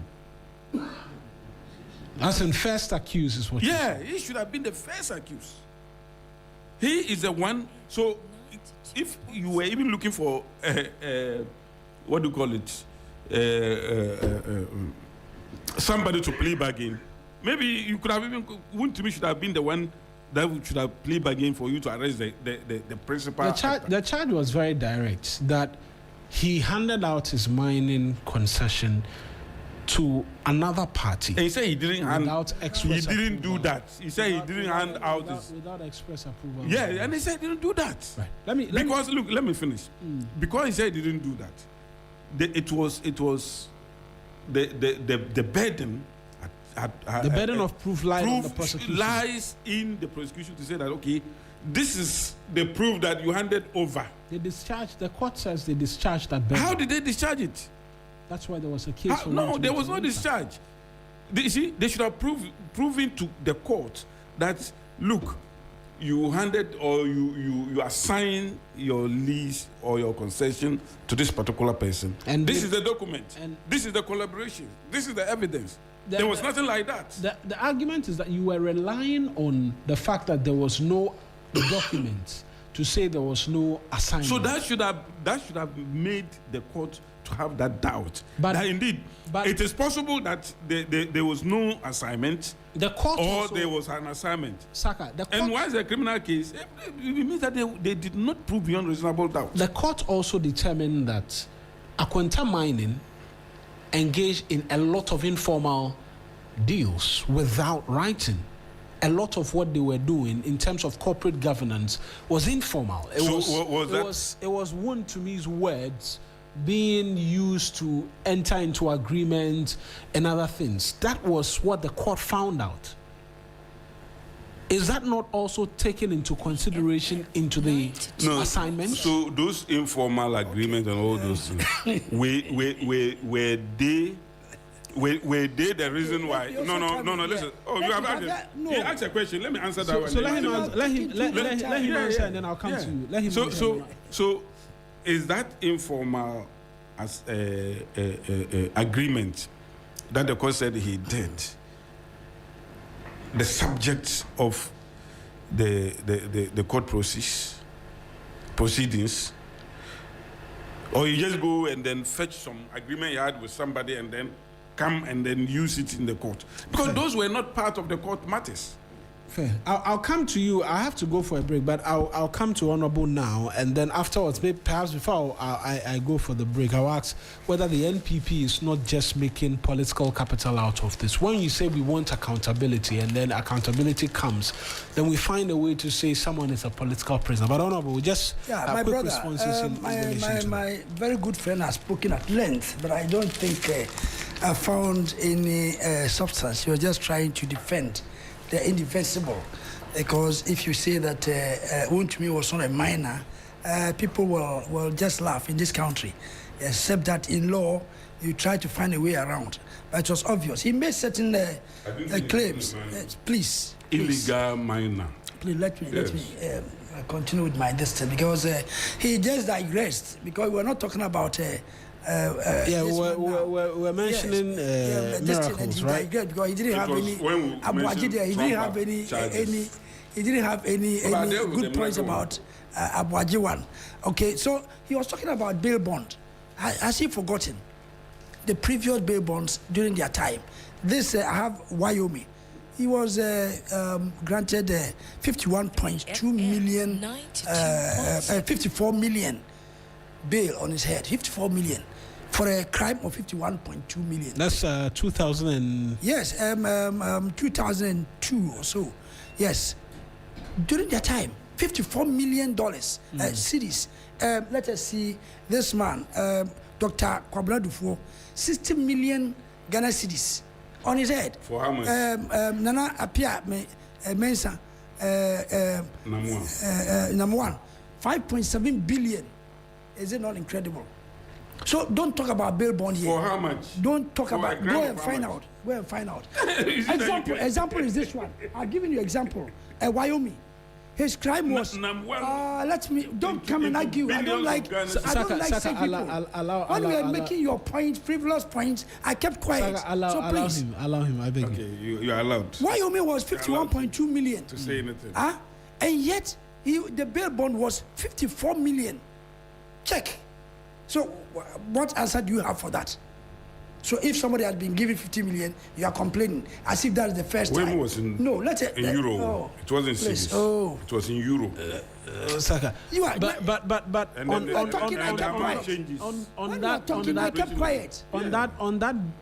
on the bail bond, right? Won't both parties agree that it's on the high side? Bail is supposed to secure the individual, and you're using bail to continue to sometimes keep they use them in the bail detention. to make sure that the should commensurate or correspond so to that in case you elope or you run away, then that bail bond will cater for that. Then that's the reason why they do that. Yes, that's the reason. So if you live in glass house, you don't throw stones. You don't go and steal 100 million CDs, then you expect them to give you 10 million CDs. Then you just run away. So it happened under their watch. So sometimes if you are talking like this, try to go back. They say the jailed members, we are trying to jail their members. Look, do you know the number of people who jailed? Let me call some for you. Let me call some for you. Huh? You jailed Chachikata, yes. I mentioned when you was not here. I mentioned them. Yes, when you was not here. Bobi Ansa, the rest all. You jailed all of them. Are you going to say that was political witch hunt? You jailed them and nobody made a noise. Now it's your time. Kwabra Bobi Ansa, Ohine Babuama was jailed. Yes, Bobi Ansa was jailed for fake news. Jailed for fake news. Bobi Ohine Babuama 2021 for election something.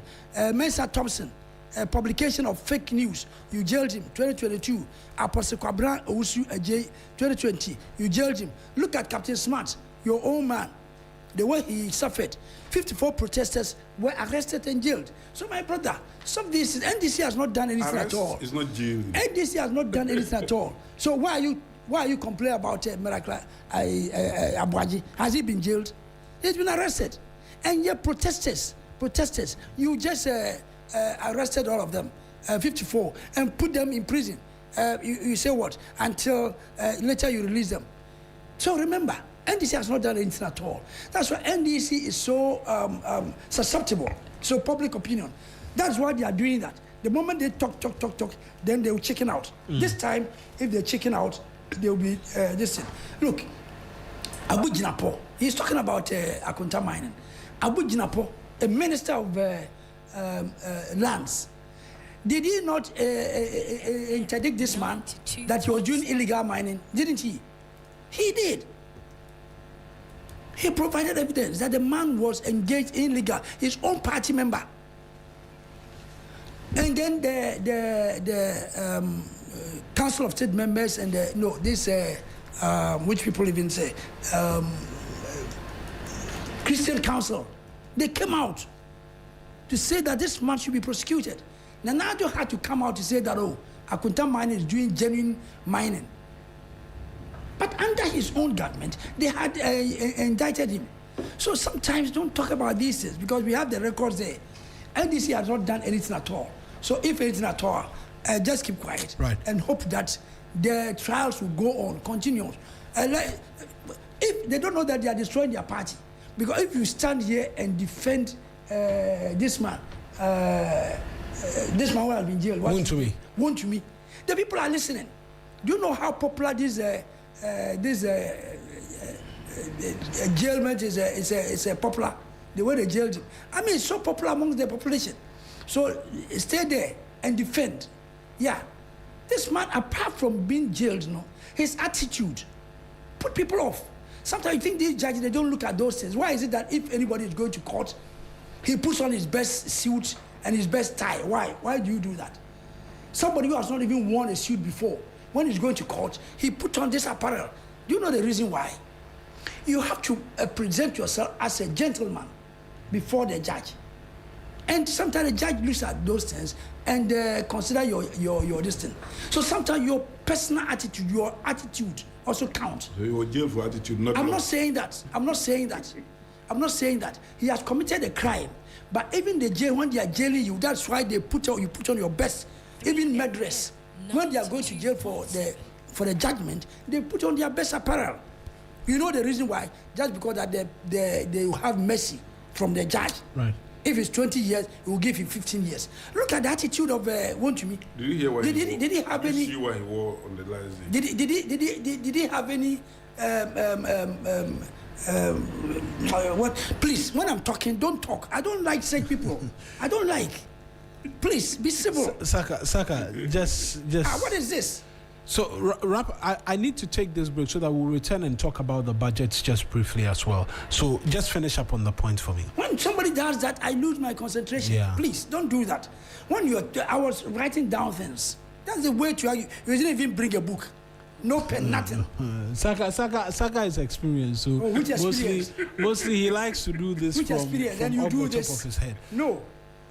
Why you like that? You don't get you're wasting your own time. I don't worry. I just want to put you to right. Listen, you don't come and misbehave like this on the set. That's fair. That's fair. Yeah. Okay. So, well, this Akunta mining, the man assuming he was trying to go around the law, even if you are there, they caught the man with gold, with money, with the Akunta mining equipments. There, is it not a proof enough? And then according to the law, you cannot transfer your destiny to somebody. If you want to do that, even for the reclaiming of the land, you don't have the authority. You have to seek the authority from the minister. Did he do that? And you are saying that you are not mining. He just gave the permission. The land was given for reclamation. For reclamation, yes. And that's what I'm saying. The law says that even reclamation, you need to take permission from the minister. Did he do that? Go and check the law. Right. You cannot just give your land to somebody to go and reclaim the land. Do you know what a person will do there? And that's why they went there and they found gold with him and money and Akunta mining equipment with him. That's why the law says that if you want to reclaim the land, you just go to the minister to take permission. Right. So you don't take anything from the land. If you are going to reclaim, you don't take. And you say, the land that you have not mined, and you want to go and reclaim and plant coconut, I mean, does it make sense? Right, Honorable. I'll go for this break. When I return, we'll get into quick conversations in relation to the budgets, what the NPP's position is on the mid-year budget review as presented by the minister, and whether or not progress is being made, and that the Ghanaian can look forward to better and brighter things. This is the 3FM Sunrise. Stay with us.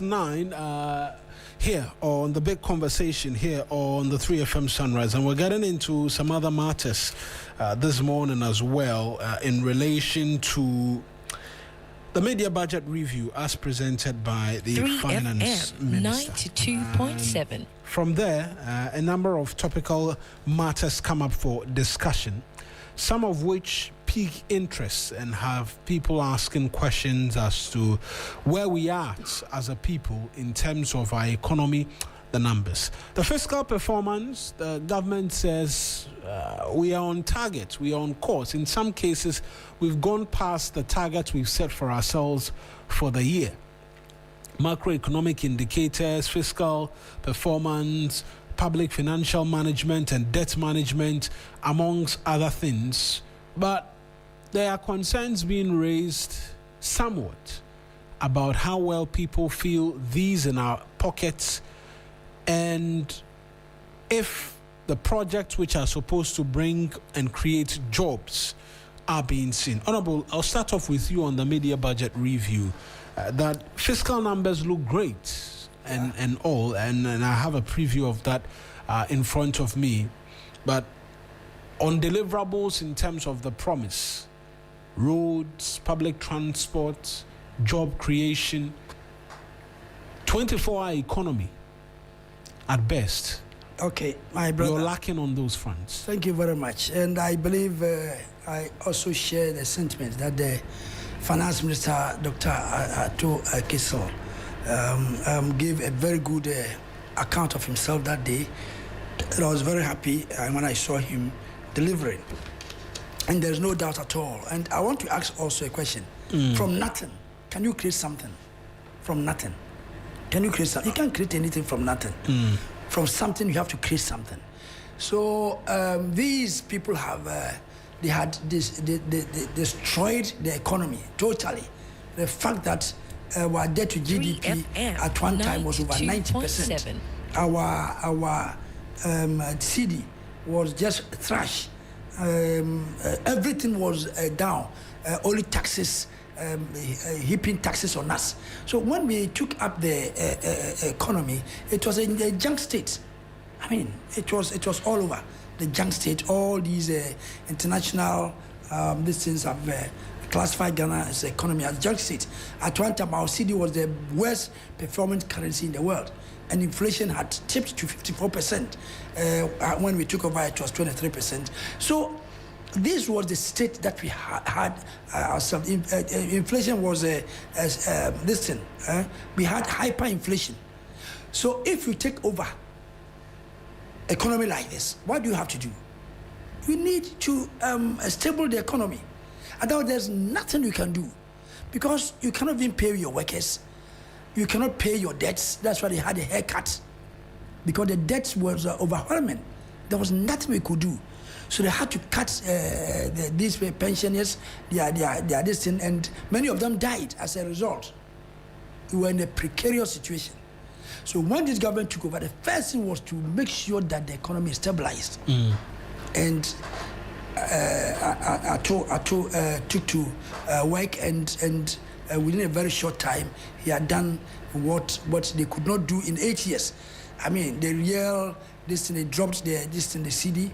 The cedi gained strength against the dollar and various currencies, and was trading from 17. It came down to 10 and hovered around even now it's 10, 11 there, which is very good for business. And then debt to GDP, according to the finance minister, now is about 45%, which is great. It's 92.7. If you compare with their own, which was over 70%, at one time 90%. I mean, it was so bad. You know, they have we have dropped inflation, which is very, very important. When we took over, inflation was 20%. So if you went to the market and you were buying something, the moment they told you the price, you had to take it at that very moment. Because if you waited for another 10 minutes, only the seller will come and tell you that no, price has increased because the dollar had changed. And that was what was going on. So they had to stabilize. From that high rate, it was reduced to 5.3%. And at one time, it went to 3.8. Now it's 5.3 because of the disturbances across the globe. Yes. Now fuel price is very low. It's at 14 now. That's not 14 years. That's so low as compared to the time when they used the Ukraine and the Russia-Ukraine war, which is now ongoing, and yet we managed to bring it down. Now everybody knows that the Strait of Hormuz is critical to the world trade and oil trade, and even there still we have kept our heads above the water and doing very well. So these things came about because of prudent measures. You know, taxes were reduced, the e-levy, obnoxious e-levy was taken out, betting tax was taken out, emission tax was taken out, withholding tax was on gaming was taken out. Several taxes were taken out, and you ask why, if you take taxes out, why is it your economy stabilizes, and then you have a growth rate of now 6.4. Even though we have taken taxes, but the idea is that if you take out taxes, you increase the amount of money in people's pockets, and that money could be used to purchase goods in the market, and then a businessman can produce, and as the businessmen produce, they pay indirect taxes to the government. So in effect, you don't lose much. Rather, our distance has increased. Our non-oil revenue has increased to 13.1% of GDP. You think that they were just relying on taxes, always increasing the taxes. But we sought the other way around, that let us reduce the taxes, put the money in people's pockets, let them spend by themselves, and then while they purchase goods and services, this thing will go up. Right. Saka, let me come to you now on the same subject matter. Yeah, first of all, you know, when my brother was talking, I decided not to interject. But one can see, I mean, any keen observer of the Ghanaian economy would just be laughing at what he's talking about. Some of the figures that he's throwing out there are completely false. Which of the figures are false? I mean, for instance, when it comes to inflation, even though inflation had risen at the height of the we are at 5.7% now. Yeah, at the height of COVID, even under the MPP, had risen to that level. We handed over 23% to you. So what is the point in mentioning 54? What is the point in also saying that? Then that is not debt false. to GDP. That is debt to GDP. Why are you even mentioning debt to GDP? At one time, are we talking about history? If we are talking about history, at one time, debt to GDP and the Rollins had risen to 300%. So it is not like you talk about what you inherited. Then you said, we about 70%. We never handed over debt to GDP under the MPP when you handed over to 58%. Now you are talking about 40-something%. 45. What was the framework? Let me even give you this scenario. You see, it's so disingenuous for anybody to come and sit here and create the impression that the MPP mismanaged the economy. He said many of the DDEP people died. I mean, how? When you say many? No, pensioners died. Yeah, but you remember? You see, let me give you this historically first. In the MPP, between the MPP and NDC, when it comes to good managers of the economy, the MPP has always been better managers of the economy than the NDC. That statement will not be swallowed whole by it will be swallowed. You listen to the evidence. It will be swallowed. I will keep quiet. It has to be swallowed, hook, line, and sinker. People are listening. Because the evidence are there. One, EIU, the Economic Intelligence Unit, in 2020, you know, every year, in every election cycle, they come out with their forecasts, and give reasons for that. They said, after doing their analysis, they came out and said that the MPP was going to win the election if Ghanaians are going to vote based on the economy. Because over the years, over the Fourth Republic, the MPP has always been better managers of the economy. And this is everything. This is nothing that anybody can disagree. in the Rollins regime, if you bring to Professor Mills' regime, and then the first Mahama regime, J. Kufuor management of the economy was far better. And then the first term of Nana Addo management of the economy, they talk about even reduction in taxes. When we came, the first in the Asempa budget, we reduced 18 and canceled so many taxes in this country. So you cannot say that for MPP, everything is about taxes and no. You even try to, emulate what the MPP did, but it's not working for you. And I'm saying that the MPP did not mismanage the economy, but because of COVID, whether you like it or not, COVID disrupted the economies of all the world countries to the extent that when you talk about inflation, the UK, the US, and all those developed countries, all of them suffered their worst inflation in over 50 years. But what about our neighboring countries? They also suffered same. Yes, but listen. Not on the scale, and all of those countries, no. The But scale see, listen. and the manner in which we experience in this country. Listen, Côte d'Ivoire, Ivory Coast, Burkina Faso, Togo, and all those countries, over the years, when you talk about inflation, because their strategic their reserves are with the French and all those things, normally they don't suffer inflation so high like us. We are so vulnerable when it comes to inflation. And that is the reason why if you are buying something from Togo, it can take like 10 years, the price will remain same. So, but during COVID, they also suffered their worst in so many decades. Their worst might not be as same as ours, but they also suffered their worst. So if in Ghana, for instance, in 1989, inflation had risen to 100. That was under the NDC other partners. Let me put it that there are four bears. Because if you look at the NDC, their constitution, the PNDC and the NDC is the same, and they celebrate all the coups and all those things. And I'm saying that inflation has risen to 150% under that particular regime. So we are not talking about history.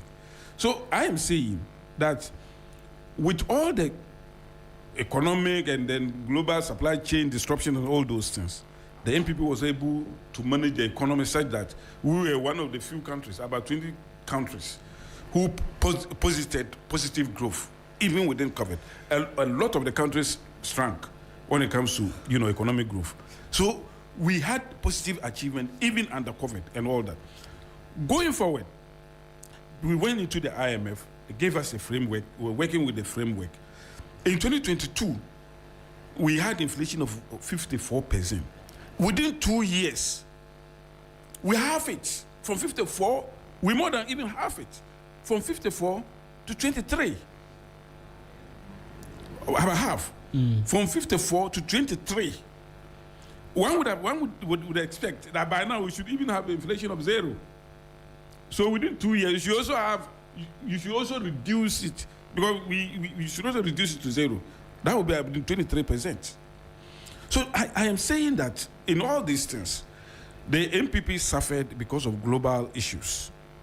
Which global issues you are also, referring to? He said, he mentioned something and said because there's some problem somewhere and all that.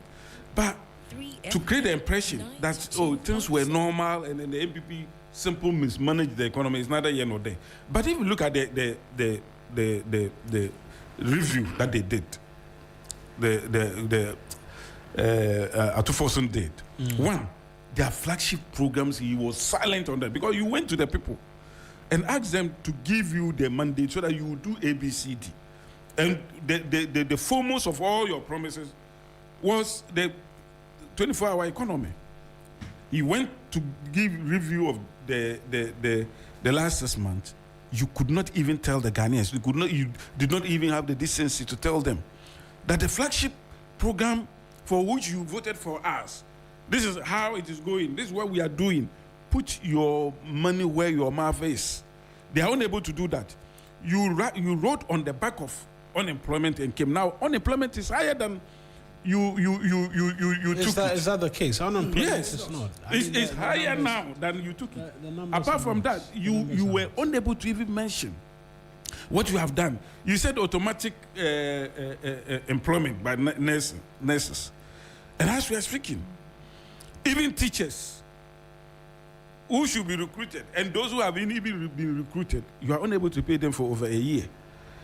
There are so many things that this government, this artificial induced economy, are not telling us. You go to Makola Market.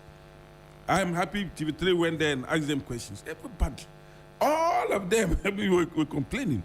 People are not coming. There's no money in the system. You are not even paying some of the budgetary allocations that you promised us during the budget. As at now, I'm not sure that any ministry has even gotten about half of the budgetary allocations. And then you come to Parliament and was just talking English, speaking just like AC.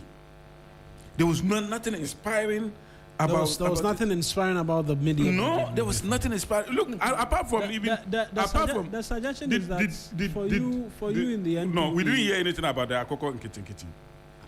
They mentioned Akoko and Kitten and got vote out of it. Now their own people are telling us that it's for protein.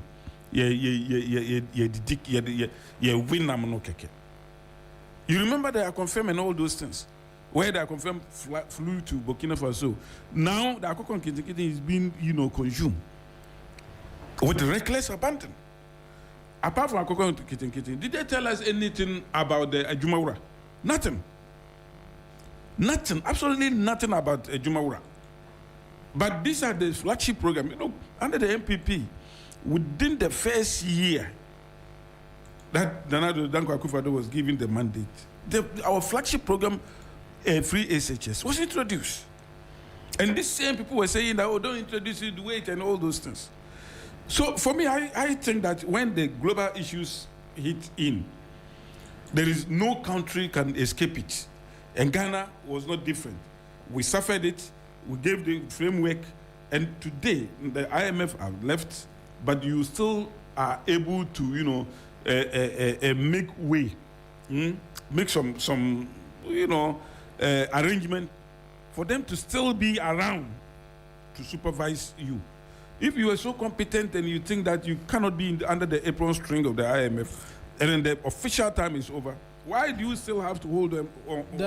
They are not. We've entered a PCI, a post-credit facility. Yeah, that's what I'm saying. Arrangements where we're not getting funding, we're getting credibility backing in terms of what it is that we're doing. We have to wrap up because my producer is giving me So these are some of the things. So the MPP ensure that even some of the modicum gains that you people are gaining, you cannot, say that the MPP did not do anything. But he gave credit where credit was due on introduction of digital technology for revenue assurance, amongst others. Yeah, so his communicators should also give that credit to the MPP, because you cannot do that and then they will come and sit here and say that the MPP did not do anything. Some people were dying and all those things. Saka, how many people died? Thank you. And if that were even the case, it was a necessary evil. Without taking that decision, you would not have sat here today to talk about all the gains that you think that the NDC is choking. Right. It was somebody's sacrifice that gave you that. Right. Thank you, gentlemen.